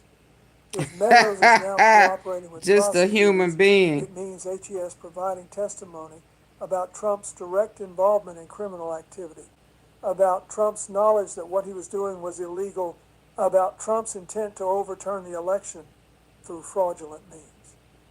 The cooperation agreement that Meadows signed is extensive, according to sources familiar with the matter. So he signed a proffer. So Mark signed a proffer for immunity against Trump. Wow. and he knows where the bodies are. Y'all, I need for y'all to double tap the face of your screen and hit the three dots at the top right corner. Let's go. I got to get out of here. Let's go. If Meadows is now cooperating with prosecutors, it means HES providing testimony about Trump's direct involvement in criminal activity, about Trump's knowledge that what he was doing was illegal, about Trump's intent to overturn the election through fraudulent means. The cooperation agreement that Meadows signed is extensive, according to sources familiar with the matter. Meadows has agreed to provide testimony about all aspects of Trump's post-election conduct. HES agreed to turn over documents, including texts, emails, and notes from meetings. HES agreed to submit to unlimited questioning by prosecutors. And most importantly, HES agreed to testify at trial if necessary. In exchange, prosecutors have agreed to recommend a reduced sentence for Meadows on the charges he's facing. It's a standard cooperation deal, but the fact that Meadows is willing to take it tells you he understands the strength of the case against him and probably against Trump. What makes Meadows' cooperation so damaging to Trump is the specificity of what he can testify about. Meadows was present when Trump discussed plans to submit fraudulent electoral certificates from states Biden won. Meadows facilitated communications between Trump and Republican officials in swing states who Trump was pressuring to overturn results. Meadows was involved in organizing the January 6th rally that preceded the Capitol attack. And according to sources, Meadows has told prosecutors that Trump knew he had lost the election, but was determined to stay in power anyway and was willing to break laws to do it. One particularly damning piece of Meadows' testimony involves a conversation he witnessed between Trump and his lawyers in December 2020. According to Meadows, Trump was explicitly told by multiple attorneys that false, that the legal challenges would fail, and that attempting to use fake electors would be illegal. Meadows reportedly will testify that Trump's response was essentially that he didn't care about the legality, that he was going to pursue every option to stay in power. That's direct evidence of criminal intent. That's Trump knowing his actions were illegal and choosing to proceed anyway.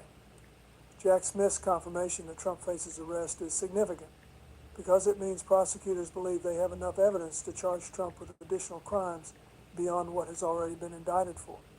The cooperation of Meadows has apparently filled in gaps in the prosecution's case, providing direct testimony about Trump's state of mind, his knowledge of facts, and his criminal intent.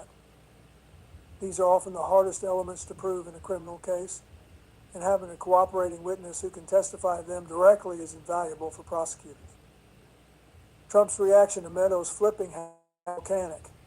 Has been posting nonstop on Truth Social, calling Meadows a liar and a traitor, claiming that Meadows is being threatened by prosecutors, suggesting that Meadows' testimony is being fabricated.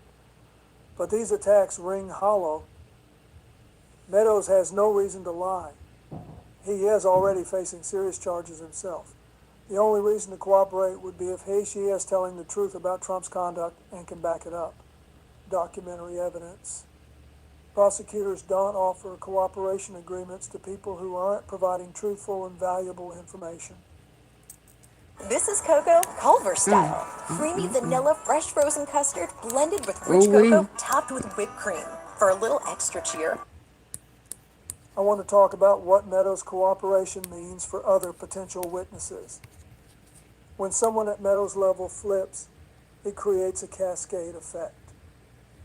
Other people who were involved in Trump's schemes are going to realize that Meadows is going to testify about their roles too. They're going to understand that if they don't cooperate, they're going to face the full weight of prosecution while Meadows gets a reduced sentence for helping. That's going to motivate more people to flip. We're likely going to see additional cooperation agreements announced in the coming weeks as Trump's former allies scramble to save themselves. The specific charges that Trump faces arrest for, according to Jack Smith's statement, include conspiracy to defraud the United States, conspiracy to obstruct an official proceeding, and conspiracy against the rights of citizens to vote and have their votes counted. These are serious federal felonies, each carrying potential sentences of up to 20 years. And with Meadows cooperating, prosecutors believe they can prove these charges beyond a reasonable doubt. Meadows' testimony is apparently backed up by extensive documentary evidence. He kept detailed notes during his time as chief of staff, and those notes corroborate what has telling prosecutors. There are also text messages between Meadows and other conspirators discussing the fake elector scheme, the pressure campaign on state officials, and the January 6th rally. All of this documentary evidence makes Meadows an incredibly powerful witness because his testimony isn't just his word against Trump's. His testimony plus documents that prove what he's saying is true. One aspect of Meadows' cooperation that's particularly interesting is what he has revealed about Trump's communications with extremist groups before January 6th. Meadows has apparently told prosecutors that Trump was in contact with leaders of groups like the Proud Boys and Oath Keepers in the weeks leading up to January 6th. These communications were facilitated through intermediaries, but Meadows witnessed Trump approving messages to be sent to these groups, essentially encouraging them to come to Washington and be ready for action. This testimony could form the basis for additional charges related to inciting violence. Jack Smith's statement confirming Trump's imminent arrest also addresses the logistics of how the arrest will happen. Trump is being given 48 hours to arrange to surrender voluntarily at a location to be determined. If he doesn't surrender within that window, U.S. Marshals have been authorized to locate and arrest him. The statement makes it clear that this isn't optional, that Trump will be arrested one way or another, and that the only choice he has is whether to surrender with dignity or be taken into custody. I've been talking to former prosecutors about what happens after Trump is arrested, and the consensus is that this is going to be a very different process than his previous arrests on other charges. This arrest is based on new charges with new evidence. So it's clear that this is not about what happened a long time ago when he was arrested, right? So this is, oh, wow. Let me hear that again. To surrender with dignity or be taken into custody. I've been talking to arrest him. The statement makes it clear that this isn't voluntarily at a location to be determined. If he does, essentially encouraging them to come to Washington and be ready for action. This testimony could form the basis. That's why his ass been going to Mar-a-Lago a lot. Jack Smith's statement confirming Trump's imminent arrest also addresses the logistics of how the arrest will happen. Trump is being given 48 hours to arrange to surrender voluntarily at a location to be determined. If he doesn't surrender within that window, U.S. Marshals have been authorized to locate and arrest him. So we just got back from the most epic vacation. Just human being. He been speaking all weekend. I've talked about that. If you go to the weekend at Black and White Face and the other one, yeah, we knew this was coming this week. I mean, if you rewind and listen to the other, yeah, it's a lot going on. This is not, last week was not good for him. And this week and probably next week is going to be horrible. But they've been talking about it. It was coming. Just like 47 of his partners is up for indictment. Y'all better stop trying to act like I don't bring that tea before a lot of people bring it. Yeah. I don't care what they say. Now they gonna say they was the first, but we know the truth. So you probably haven't heard it because where I go, I get it before they get it. Let's go. And that the only choice he has is whether to surrender with dignity or be taken into custody. I've been talking to former prosecutors about what happens after Trump is arrested. And the consensus is that this is going to be a very different process than his previous arrests on other charges. This arrest is Thank you, based on new Monty. charges with new evidence, including the testimony of a cooperating witness from Trump's inner circle. The judge is going to have to consider whether Trump should be released pending trial or whether the evidence of his continued obstruction and witness intimidation justifies holding him without bail. Given Meadow's cooperation, what has apparently told prosecutors about Trump's ongoing efforts to interfere with witnesses, there is a real possibility that Trump could be detained. Trump's legal team is scrambling to respond to Meadow's cooperation. They've filed emergency motions asking courts to block Trump's arrest, arguing that the charges are politically motivated and that arresting Trump during election season violates his rights. But these motions are going nowhere. Courts have consistently rejected Trump's claims of political persecution, and they're not going to prevent an arrest based on cooperation from a key witness and substantial evidence of crimes. What's also significant about Meadow's flipping is what it says about the strength of the evidence against Trump. Meadows wouldn't have agreed to cooperate if he thought there was a chance Trump could beat the charges. Meadows is a savvy political operative who understands the legal system. Hayes made the calculation that Trump is going down and that his best move is to cooperate and get a reduced sentence rather than go down with the ship. That calculation is based on Meadows' own assessment of the evidence, and it suggests that the case against Trump is overwhelming. The timing of Meadows' cooperation is also telling. He has been under investigation for over a year and has been fighting charges in multiple jurisdictions. But recently, prosecutors apparently showed Meadows evidence they had against him that was so damning he realized he had no choice but to cooperate.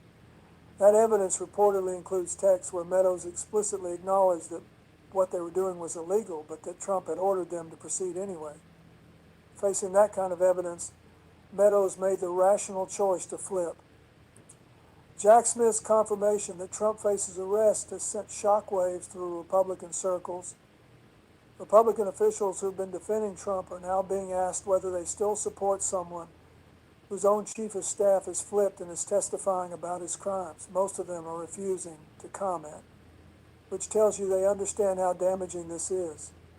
A few of the more cowardly ones are still defending Trump, but their arguments sound increasingly hollow when Trump's own chief of staff is cooperating with prosecutors. I want to address the argument that Meadows is only cooperating because he is being threatened or coerced by prosecutors. That's absurd. Cooperation agreements are voluntary. Meadows, lawyers advising him. If prosecutors were threatening him improperly, his lawyers would have filed complaints and gone to the media. The reality is that Meadows looked at the evidence against himself and against Trump, realized that fighting was futile, and made the smart decision to cooperate and tell the truth.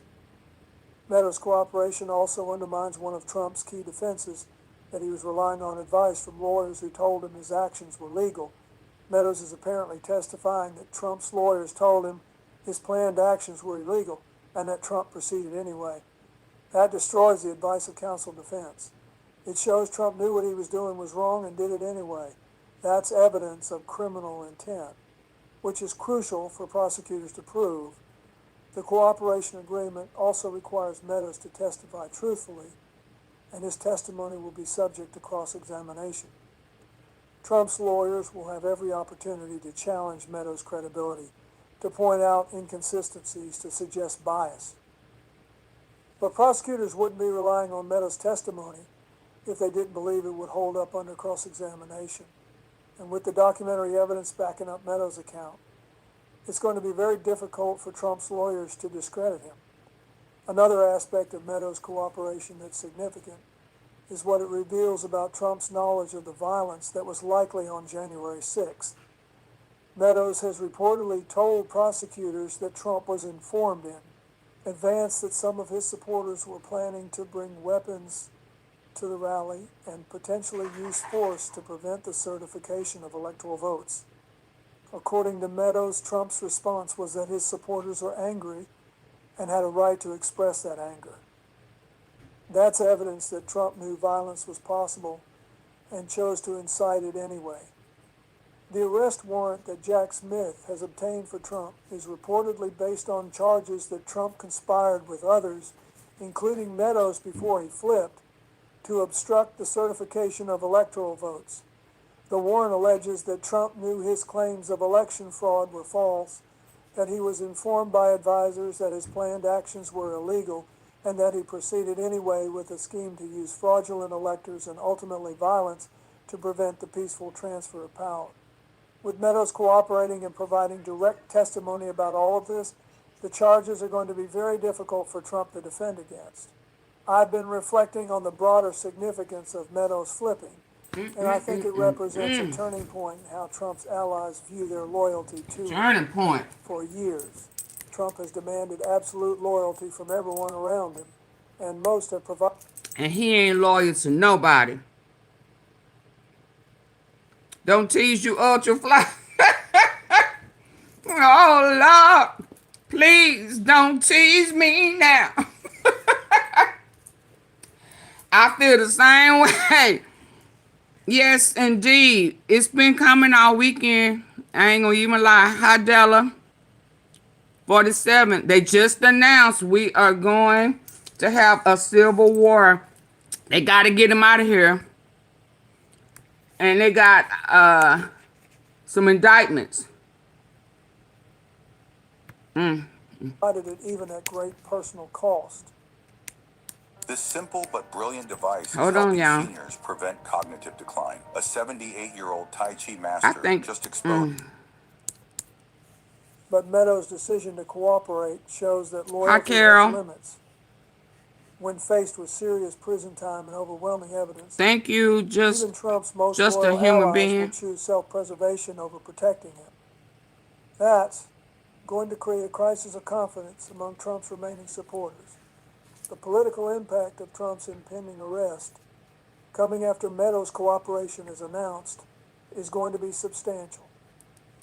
Trump has been running his political operation on the narrative that he is being persecuted by politically motivated prosecutors.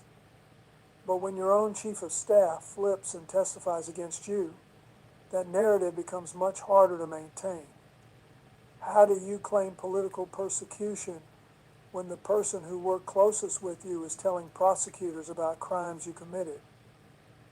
Jack Smith's handling of this case has been masterful. HES built this case methodically, gathering evidence, interviewing witnesses, and waiting for the right moment to move forward with additional charges. The timing of announcing Meadows' cooperation right before confirming Trump's arrest is strategic. It's going to get sends spicy a message to before other it gets potential better. witnesses that cooperation is possible Hey, Cynthia. and beneficial. It puts maximum pressure on Trump, and it demonstrates to the public that this isn't a weak case built on circumstantial evidence, Thank you, Janet. but a strong case with direct testimony from someone who was there. Trump's arrest, when it happens, is going to be a historic moment. We're going to see a president of the United States arrested on charges of conspiring to overthrow the government, with his own chief of staff testifying against him. It's going to be broadcast around the world. It's going to be in history books. And it's going to represent a reckoning for Trump that has been avoiding his entire life. Mark Meadows' decision to flip and cooperate with prosecutors is the most significant development in Trump's criminal cases since the investigations began. Meadows was there. He saw everything. He participated in the schemes. And now Hess telling prosecutors the truth about what Trump did. Jack Smith's confirmation that Trump faces arrest based on this cooperation and other evidence means that the walls have finally closed completely. Trump is out of options. His former chief of staff is testifying against him. The evidence is overwhelming. An arrest is imminent. Trump has spent years claiming Hess the victim of witch hunts and political persecution, but you can't claim persecution when your own chief of staff flips and tells prosecutors about the crimes you committed together. That's not persecution. That's accountability. That's justice finally catching up to someone who's evaded it for far too long. Mark Meadows chose truth over loyalty, cooperation over conspiracy, and that choice is going to be what finally brings Donald Trump to justice. Trump faces arrest, not because of a conspiracy against him, but because he committed serious crimes, and his own chief of staff is willing to testify about those crimes under oath. That's the reality Trump now faces, and no amount of ranting on Truth Social is going to change it. The reckoning has arrived, and Donald Trump is finally going to face the consequences of his betrayal of American democracy. What makes this moment so profound is how it vindicates everyone who's been warning about Trump since the beginning.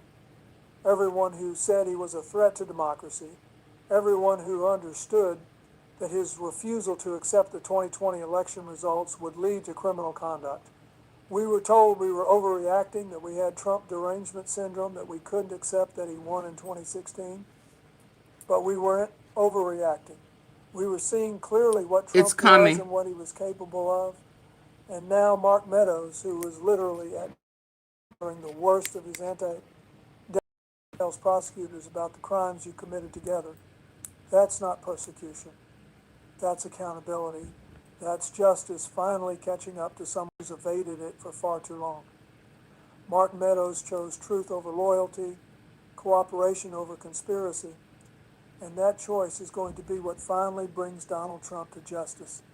Trump faces arrest, not because of a conspiracy against him, but because he committed serious crimes, and his own chief of staff is willing to testify about those crimes under oath. That's the reality Trump now faces, and no amount of ranting on Truth Social is going to change it. The reckoning has arrived, and Donald Trump is finally going to face the consequences of his betrayal. Let us pray. We got to pray, Lord. What makes this moment so profound is how it vindicates everyone who's been warning about Trump since the beginning. Everyone who said he was a threat to democracy, everyone who understood that his refusal to accept the 2020 election results would lead to criminal conduct. We were told we were overreacting, that we had Trump derangement syndrome, that we couldn't accept that he won in 2016, but we weren't overreacting. We were seeing clearly what Trump was and what he was capable of. And now Mark Meadows, who was literally at Trump's side during the worst of his anti-democratic scheming, has confirmed everything we said. Meadows' cooperation proves that Trump knew he lost the election, that he was told his fraud claims were false, that he was warned his actions were illegal, and that he proceeded anyway because he cared more about staying in power than about democracy or the Constitution. This isn't speculation anymore. This isn't tea and interpretation. This is direct testimony from someone who was in the room where it happened.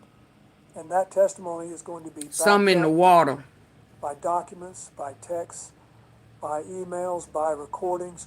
Jack Smith has built an airtight case, and Meadows' cooperation has provided the final piece. Trump's arrest is going to be different from his previous arrest because this time everyone will understand that the case against him is ironclad. His own chief of staff is testifying against him. How do you maintain innocence when the person who worked most closely with you is telling prosecutors about your crimes? You can't. And I think even some of Trump's most devoted supporters are going to have to reckon with that reality. The biggest scandal in U.S. history. Other witnesses as disgruntled former employees or deep state operatives, but Meadows was loyal to Trump until the very end, until the evidence against him became so overwhelming that he had no choice but to cooperate. His decision to flip isn't a betrayal of Trump. It's an acknowledgement of reality, an acceptance that Trump committed serious crimes, and that continuing to protect him would mean going to prison for someone who wouldn't do the same for you. Absolutely. Because let's be honest about who Trump is. Has someone who demands absolute loyalty but provides none in return. He throws people under the bus the moment they're no longer useful to him. Meadows understood this, and he made the smart decision to protect himself and his family by telling the truth. The coming days are going to be chaotic as we watch Trump's arrest unfold, as we see him processed through the criminal justice system like any other defendant, as we witness the spectacle of a president in custody. But through all that chaos, we need to remember what this is really about. This is about holding someone accountable for trying to overthrow American democracy. This is about establishing that no one, not even a president, can attempt a coup and escape consequences. Match with a local TurboTax expert at our new in-person Do I need to go to the next one, or y'all gonna get the lights up, or what? Situation.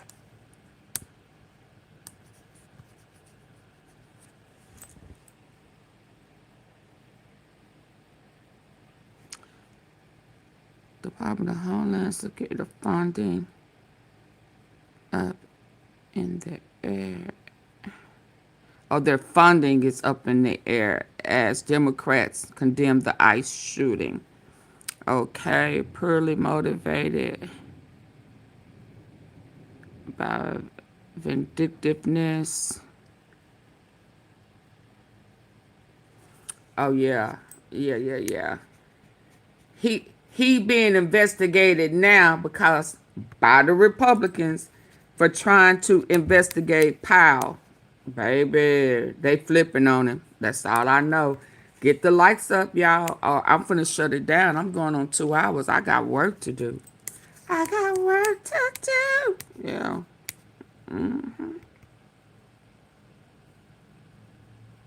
What was this one? Financial freeze. Did I? Who did this one? Hold on.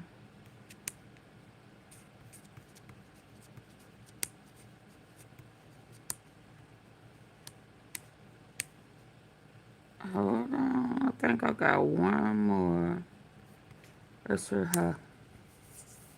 Tonight, we begin with a legal earthquake that federal prosecutors had anticipated, legal experts had predicted, and the entire political establishment had quietly feared. A federal indictment that unfolded not over months of speculation, but in a single devastating morning. A single morning that shattered decades of political immunity. Hold on. I want to begin by saying this plainly. I did not expect to be speaking under circumstances like these. Former presidents are supposed to... Okay. Tonight, we begin with a legal earthquake that federal prosecutors had anticipated, it's popping legal off. experts had predicted, and the entire political establishment had quietly feared. A federal indictment that unfolded not over months of speculation, but in a single devastating morning. A single morning that shattered decades of political immunity. A single morning that rewrote the rules of American justice. A single morning that put a former president of the United States face to face with the possibility of dying behind bars. What Donald J. Trump faces today crosses a line that the Department of Justice had hoped would never need to be crossed. And when that line broke, the response from an unexpected corner of American power did not hesitate. Elon Musk, the world's richest man, owner of X, and one of the most influential voices in modern politics, broke his silence. And what he said was shocking, strategic, and deeply calculated. For months now, there had been whispers, not from official press releases, not from court filings, just whispers that federal prosecutors were building something unprecedented against the former president. Trump has been indicted before, yes, but he has been defiant in his legal battles. His legal strategy has followed a certain rhythm, a predictability, almost a theatrical choreography designed for his base. But what set off alarm bells in Washington this week was that the rhythm went silent. Legal analysts who monitor federal court activity know the indicators. The sudden sealing of grand jury proceedings. The unusual movement of high-ranking DOJ officials. The quiet coordination between multiple federal jurisdictions. The sudden disappearance of leaks from inside sources. All of that went quiet. And whenever the Department of Justice goes quiet on a case this significant, it means something is about to get loud. Very loud. The RICO Act, the Racketeer Influenced and Corrupt Organizations Act, is not a charge that prosecutors take lightly. It was designed to dismantle organized crime. It was designed to take down the mafia. Oh my Lord, I know y'all lying to me. I know y'all lying to me. Are they talking about RICO, y'all? How T-sippers, regular T's. How long have I been saying organized crime, organized crime, organized crime? Let's listen. Rhythm, a predictability of ours. What Donald J. Trump faces today crosses a line that the Department of Justice had hoped would never need to be crossed. And when that line broke, the response from an unexpected corner of American power did not hesitate. Elon Musk, the world's richest man, owner of X and one of the most influential voices in modern politics, broke his silence. And what he said was shocking, strategic, and deeply calculated. For months now, there had been whispers, not from official press releases, not from court filings, just whispers that federal prosecutors were building something unprecedented against the former president. Trump has been indicted before, yes, but he has been defiant in his legal battles. His legal strategy has followed a certain rhythm, a predictability, almost a theatrical choreography designed for his base. But what set off alarm bells in Washington this week was that the rhythm went silent. Legal analysts who monitor federal court activity know the indicators. The sudden sealing of grand jury proceedings, the unusual movement of high-ranking DOJ officials, the quiet coordination between multiple federal jurisdictions, the sudden disappearance of leaks from inside sources. All of that went quiet. And whenever the Department of Justice goes quiet on a case this significant, it means something is about to get loud. Very loud. The RICO Act, the Racketeer Influenced and Corrupt Organizations Act, is not a charge that prosecutors take lightly. It was designed to dismantle organized crime. It was designed to take down the mafia. It was designed for criminal enterprises, not former presidents. Until now. Early this morning, the Department of Justice unsealed what sources are describing as a sweeping 98-page federal indictment, including evidence of alleged criminal coordination that had not been made public in over 3 years of investigations. So These what are the now? kinds of charges that federal prosecutors... What? Very loud. The RICO Act, the Racketeer Influenced and Corrupt Organizations Act, is not a charge that prosecutors take. The rhythm went silent. Legal analysts who monitor federal court activity know the indicators. The sudden sealing of grand jury proceedings. The unusual movement of high-ranking DOJ officials.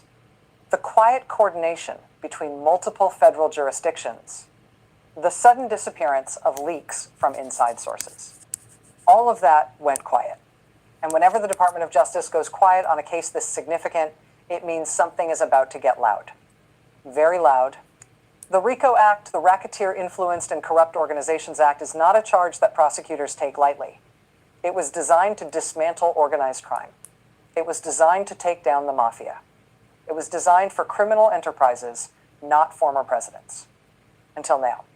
Early this morning, the Department of Justice unsealed what sources are describing as a sweeping 98-page federal indictment, including evidence of alleged criminal coordination that had not been made public in over 3 years of investigations.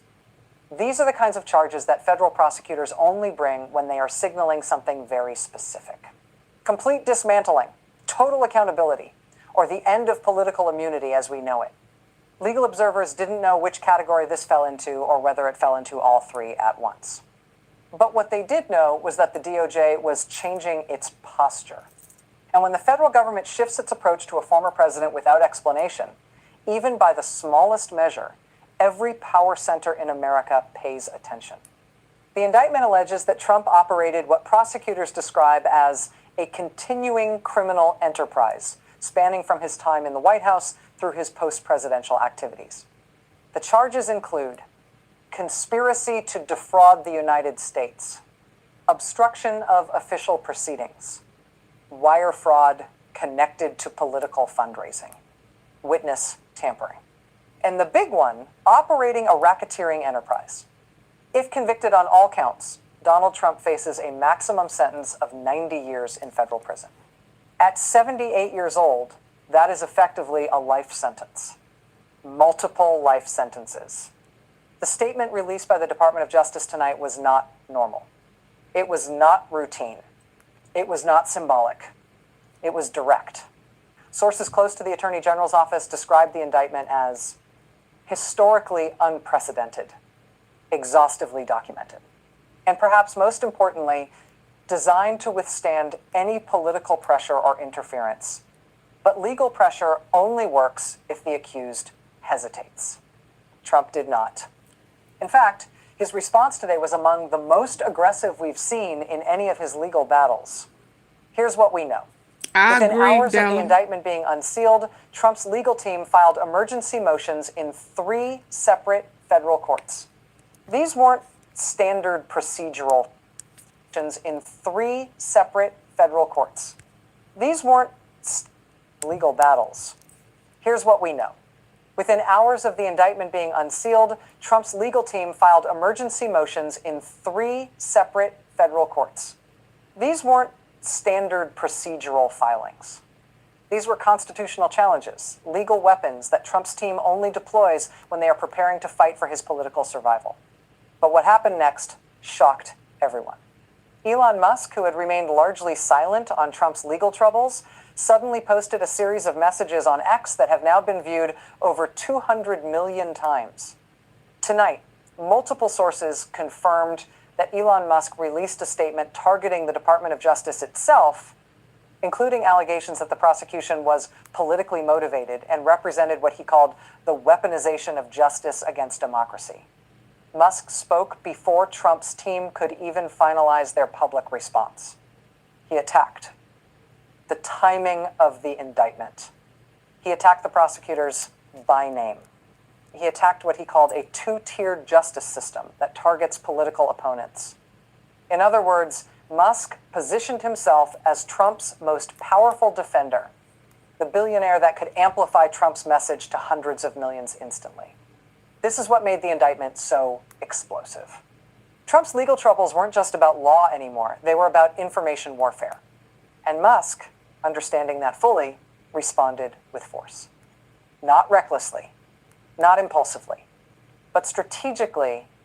He didn't just tweet random outrage. He didn't just share conspiracy theories. He released what he claimed were internal communications suggesting political coordination. He released data about algorithm changes on other platforms. He turned X into a war room for Trump's defense, and the internet exploded.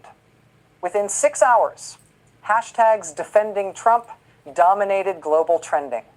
Within 12 hours, over 50 million users had engaged with Musk's posts. This wasn't just social media activity. This was a coordinated counteroffensive. And here's where the story becomes even more significant. Legal analysts now believe that the DOJ's decision to use RICO was designed to test the limits of prosecutorial power in an election year. Prosecutors wanted to see whether the political establishment would fracture under the pressure, but instead, the opposite happened. Trump's base didn't scatter. They can.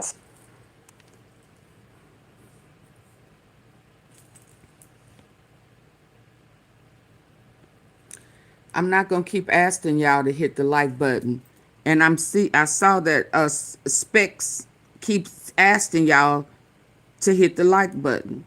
Is Janet asking too?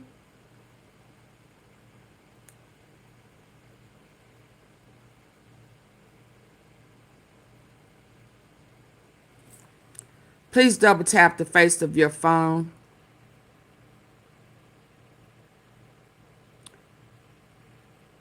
Double tap the face of the phone. Hit the 3 dots at the top right. I heard that there's some update changes. It's 515 people in here right now with only, I don't see it, so I don't know. I just looked up and saw that, no, come on, y'all. I'm trying to work and bring y'all the tea, and y'all can't hit the like button.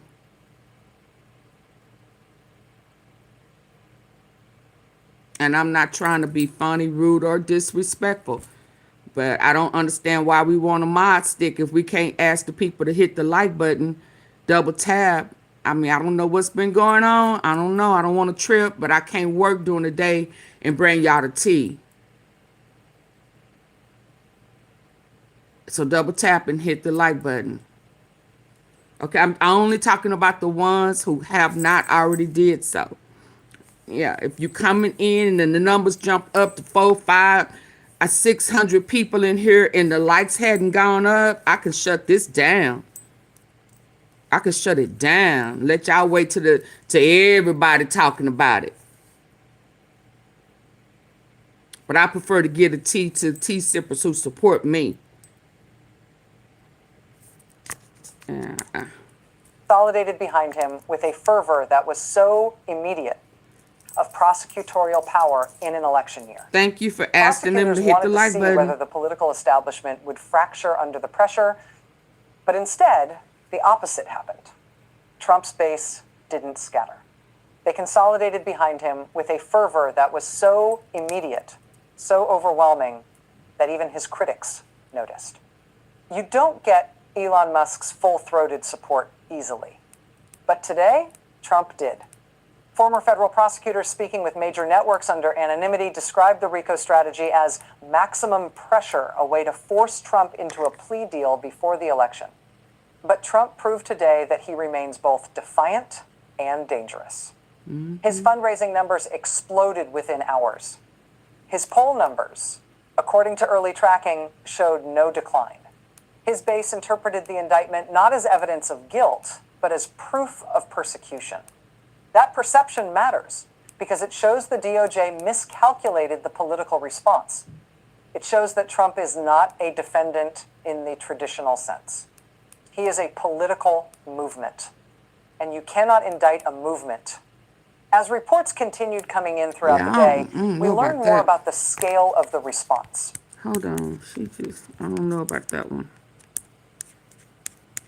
It's about Elon Musk. I don't know about that.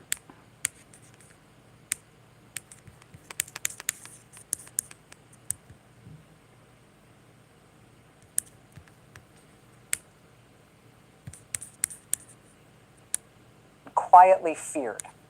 A federal indictment that... Tonight we begin with a legal earthquake that... This is the same one. I'm sorry. Hold on.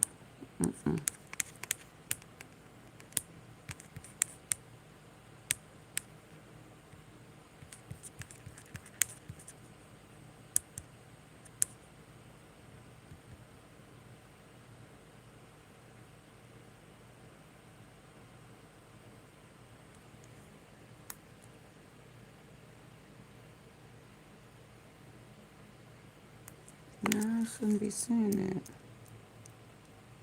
Oh, okay, yes it is. Hold on.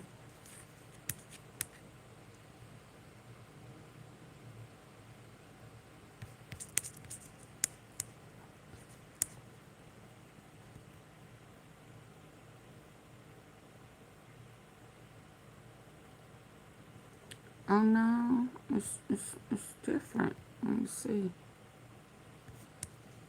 It's supposed to be different. Tonight we begin with a legal earthquake that federal prosecutors had anticipated, legal experts had predicted, and the entire political establishment had quietly feared. Repeat, I think. A federal indictment that unfolded not over months of speculation, but in a single devastating morning. A single morning that shattered decades of political immunity. Yeah, that immunity is, they don't flip the script. Yeah, I want to hold on that one, but this one is supposed to be new. Let me see this. This may be the one I'm going to end on. Now witnessing is a direct... I want to begin by saying this plainly. I did not expect to be speaking under circumstances like these. Former presidents are supposed to fade into history, to offer counsel when asked, and to avoid inflaming moments that demand steadiness.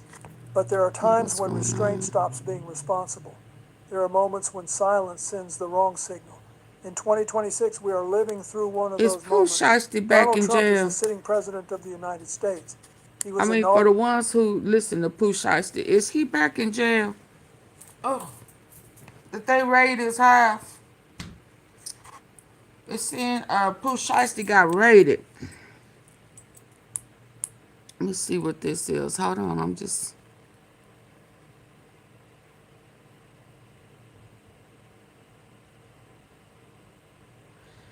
In Dallas? Oh, wow. Let me hurry up. It's always Dallas and Memphis. Dallas and Memphis. Lord. Yeah, I'm Joanne. Let me hear this real quick. January 20th, 2025, after winning the 2020. January what? Hold on. I want to begin by saying this plainly. I did not expect to be speaking under circumstances like these. Former presidents are supposed to fade into history, to offer counsel when asked, and to avoid inflaming moments that demand steadiness. But there are times when restraint stops being responsible. There are moments when silence sends the wrong signal. In 2026, we are living through one of those moments. Donald Trump is the sitting president of the United States. He was inaugurated on January 20th, 2025, after winning the 2024 election. And with that office comes an obligation to uphold not only the law, but the moral authority of the presidency itself. What we are now witnessing is a direct challenge to that authority, triggered by new revelations connected to the Jeffrey Epstein scandal that have prompted members of Congress to demand immediate impeachment proceedings. Let me be clear about what this is and what it is not. This is not gossip. It is not partisan rumor. Oh, get the likes up. Oh, oh, oh, oh. And my next live I got set up, it's about Epstein. That prompted members of Congress to demand immediate impeachment proceedings. Let me be clear about what this is and what it is not. This is not gossip. It is not partisan rumor. It is not internet speculation masquerading as outrage. It is a constitutional response to information serious enough, credible enough, and troubling enough that elected representatives believe the integrity of the presidency itself may be compromised. When Congress speaks in the language of impeachment, it is not supposed to do so lightly. Impeachment is not a political weapon. It is a safeguard. It exists for moments when the nation must stop and ask whether a president can continue to govern with the trust. I may need to save this one for my next live that I got. I need to put the time on it, but it's about Epstein. It's about Epstein. I'm telling you, it's a lot. Hey, Debbie, it's a lot going on right now. So what does it mean, when a judge's written order doesn't just criticize arguments, but quietly places assets at risk? Because that's the moment we're in right now. And it's why this development landed with such weight. A judge didn't issue a warning, didn't speculate, didn't hint. The judge wrote it down. And when a court puts something in writing, especially in a civil enforcement context, the conversation changes. This order didn't revolve around personalities. It revolved around paper, findings, deadlines, authority. And once those words were entered into the record, claims that had lived comfortably in press statements began to collapse under legal scrutiny. At the center of this moment is Donald Trump. But what mattered most wasn't who he is. It was what the judge did. Because judges don't write orders like this to make a point. They write them to move cases forward. And when compliance doesn't follow, to authorize what comes next. This is the first moment where you should pause. Because asset seizure doesn't start with trucks or headlines. It starts with language, precise, measured, unemotional. A sentence that says, in effect, the court okay, so that is everybody talking about that. Do I want to save this for? Yeah, let me go ahead and get off, y'all. Let y'all think about how y'all want to support. Release the Epstein's file. I agree, Alvis. I agree. Never once believed Epstein. Yeah, I think he in Israel. And, now that, it just seems like... his people are working against him, and they are really trying to bring him down. He got too cocky. He went over there to Venezuela, started another war. How dare a dictator go and get another dictator, lie to the people, tell them it's about drugs. He released a drug kingpin, and then lie again and say that you're bombing Venezuela, because it's still, and children are still being tampered with. And it's just too much. Starting wars. The lady got unalived in Minnesota, Minneapolis. It's just one thing after another, and they got to do something. It's just putting everybody in danger. And then on top of that, You stealing. You broke. You broke. Your assets are being frozen. Properties are being taken. I mean, you're unhinged. You're out of control. You done busted down the White House. You just all over the place. And then on top of that, you are still operating a human trafficking. You are the biggest criminal. You tied to all types of crimes. All types. And you have no regards for the victims, no regards for the children that have been sacrificed. I mean, your numbers, your time is up. I just hope that they are able to get this done before a war really is started. And if they don't, I mean, because listen, the GOP is turning against them, but are they turning fast enough? And you got to supersede that impeachment and the procedures. You know, everything has to wait. Get his ass out of office. This makes no sense to me. He defying orders and still trying to make Venezuela oil deals. Although the judge have ordered him not to. He's saying, fuck that. I'm doing it anyway. Yeah, because you broke. And yeah, because they've started the process. Yes. So you're in a hurry to steal, manipulate. You making deals on orders not yours that you should have never went over there and took that oil. You already had plans. This was already orchestrated. That's why your former comrades are turning on you, taking plea deals. Okay, y'all, I'm finna go. I'm over 2 hours in. The likes they okay, but yeah, it should be much higher with the tea that's been exposed today. I will set this other live with Epstein at around 5 o'clock. What time is it? Yeah, 3, 4, 5, 5:30, and see what comes up.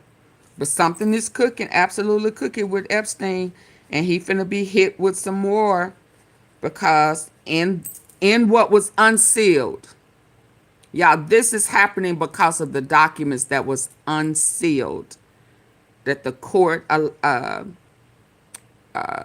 ruled against him, and unsealed evidence. Katie Johnson, that situation is real. She was supposed to be on that witness stand, grand jury witness, a couple of days before he was elected. A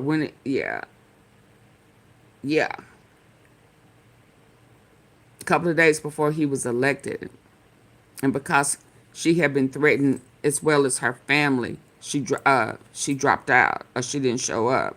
Epstein Jeffrey video files, modern day, release the file, going all you can. You be right. You are right. Trump. Oh Lord, I don't thank you, Naturally New Orleans, with the floating hearts and the thumbs up. I'm just not seeing it, Filthy Rich. So a lot is going on. Yeah, them files are heavy. Yeah, and so it seems like a lot is happening at one time. It's because it's unfolding. And then on top of that, Jack Smith is sure he is the one that can take down Donald Trump. He is sure. And the way things are moving right now. Hello, Helen.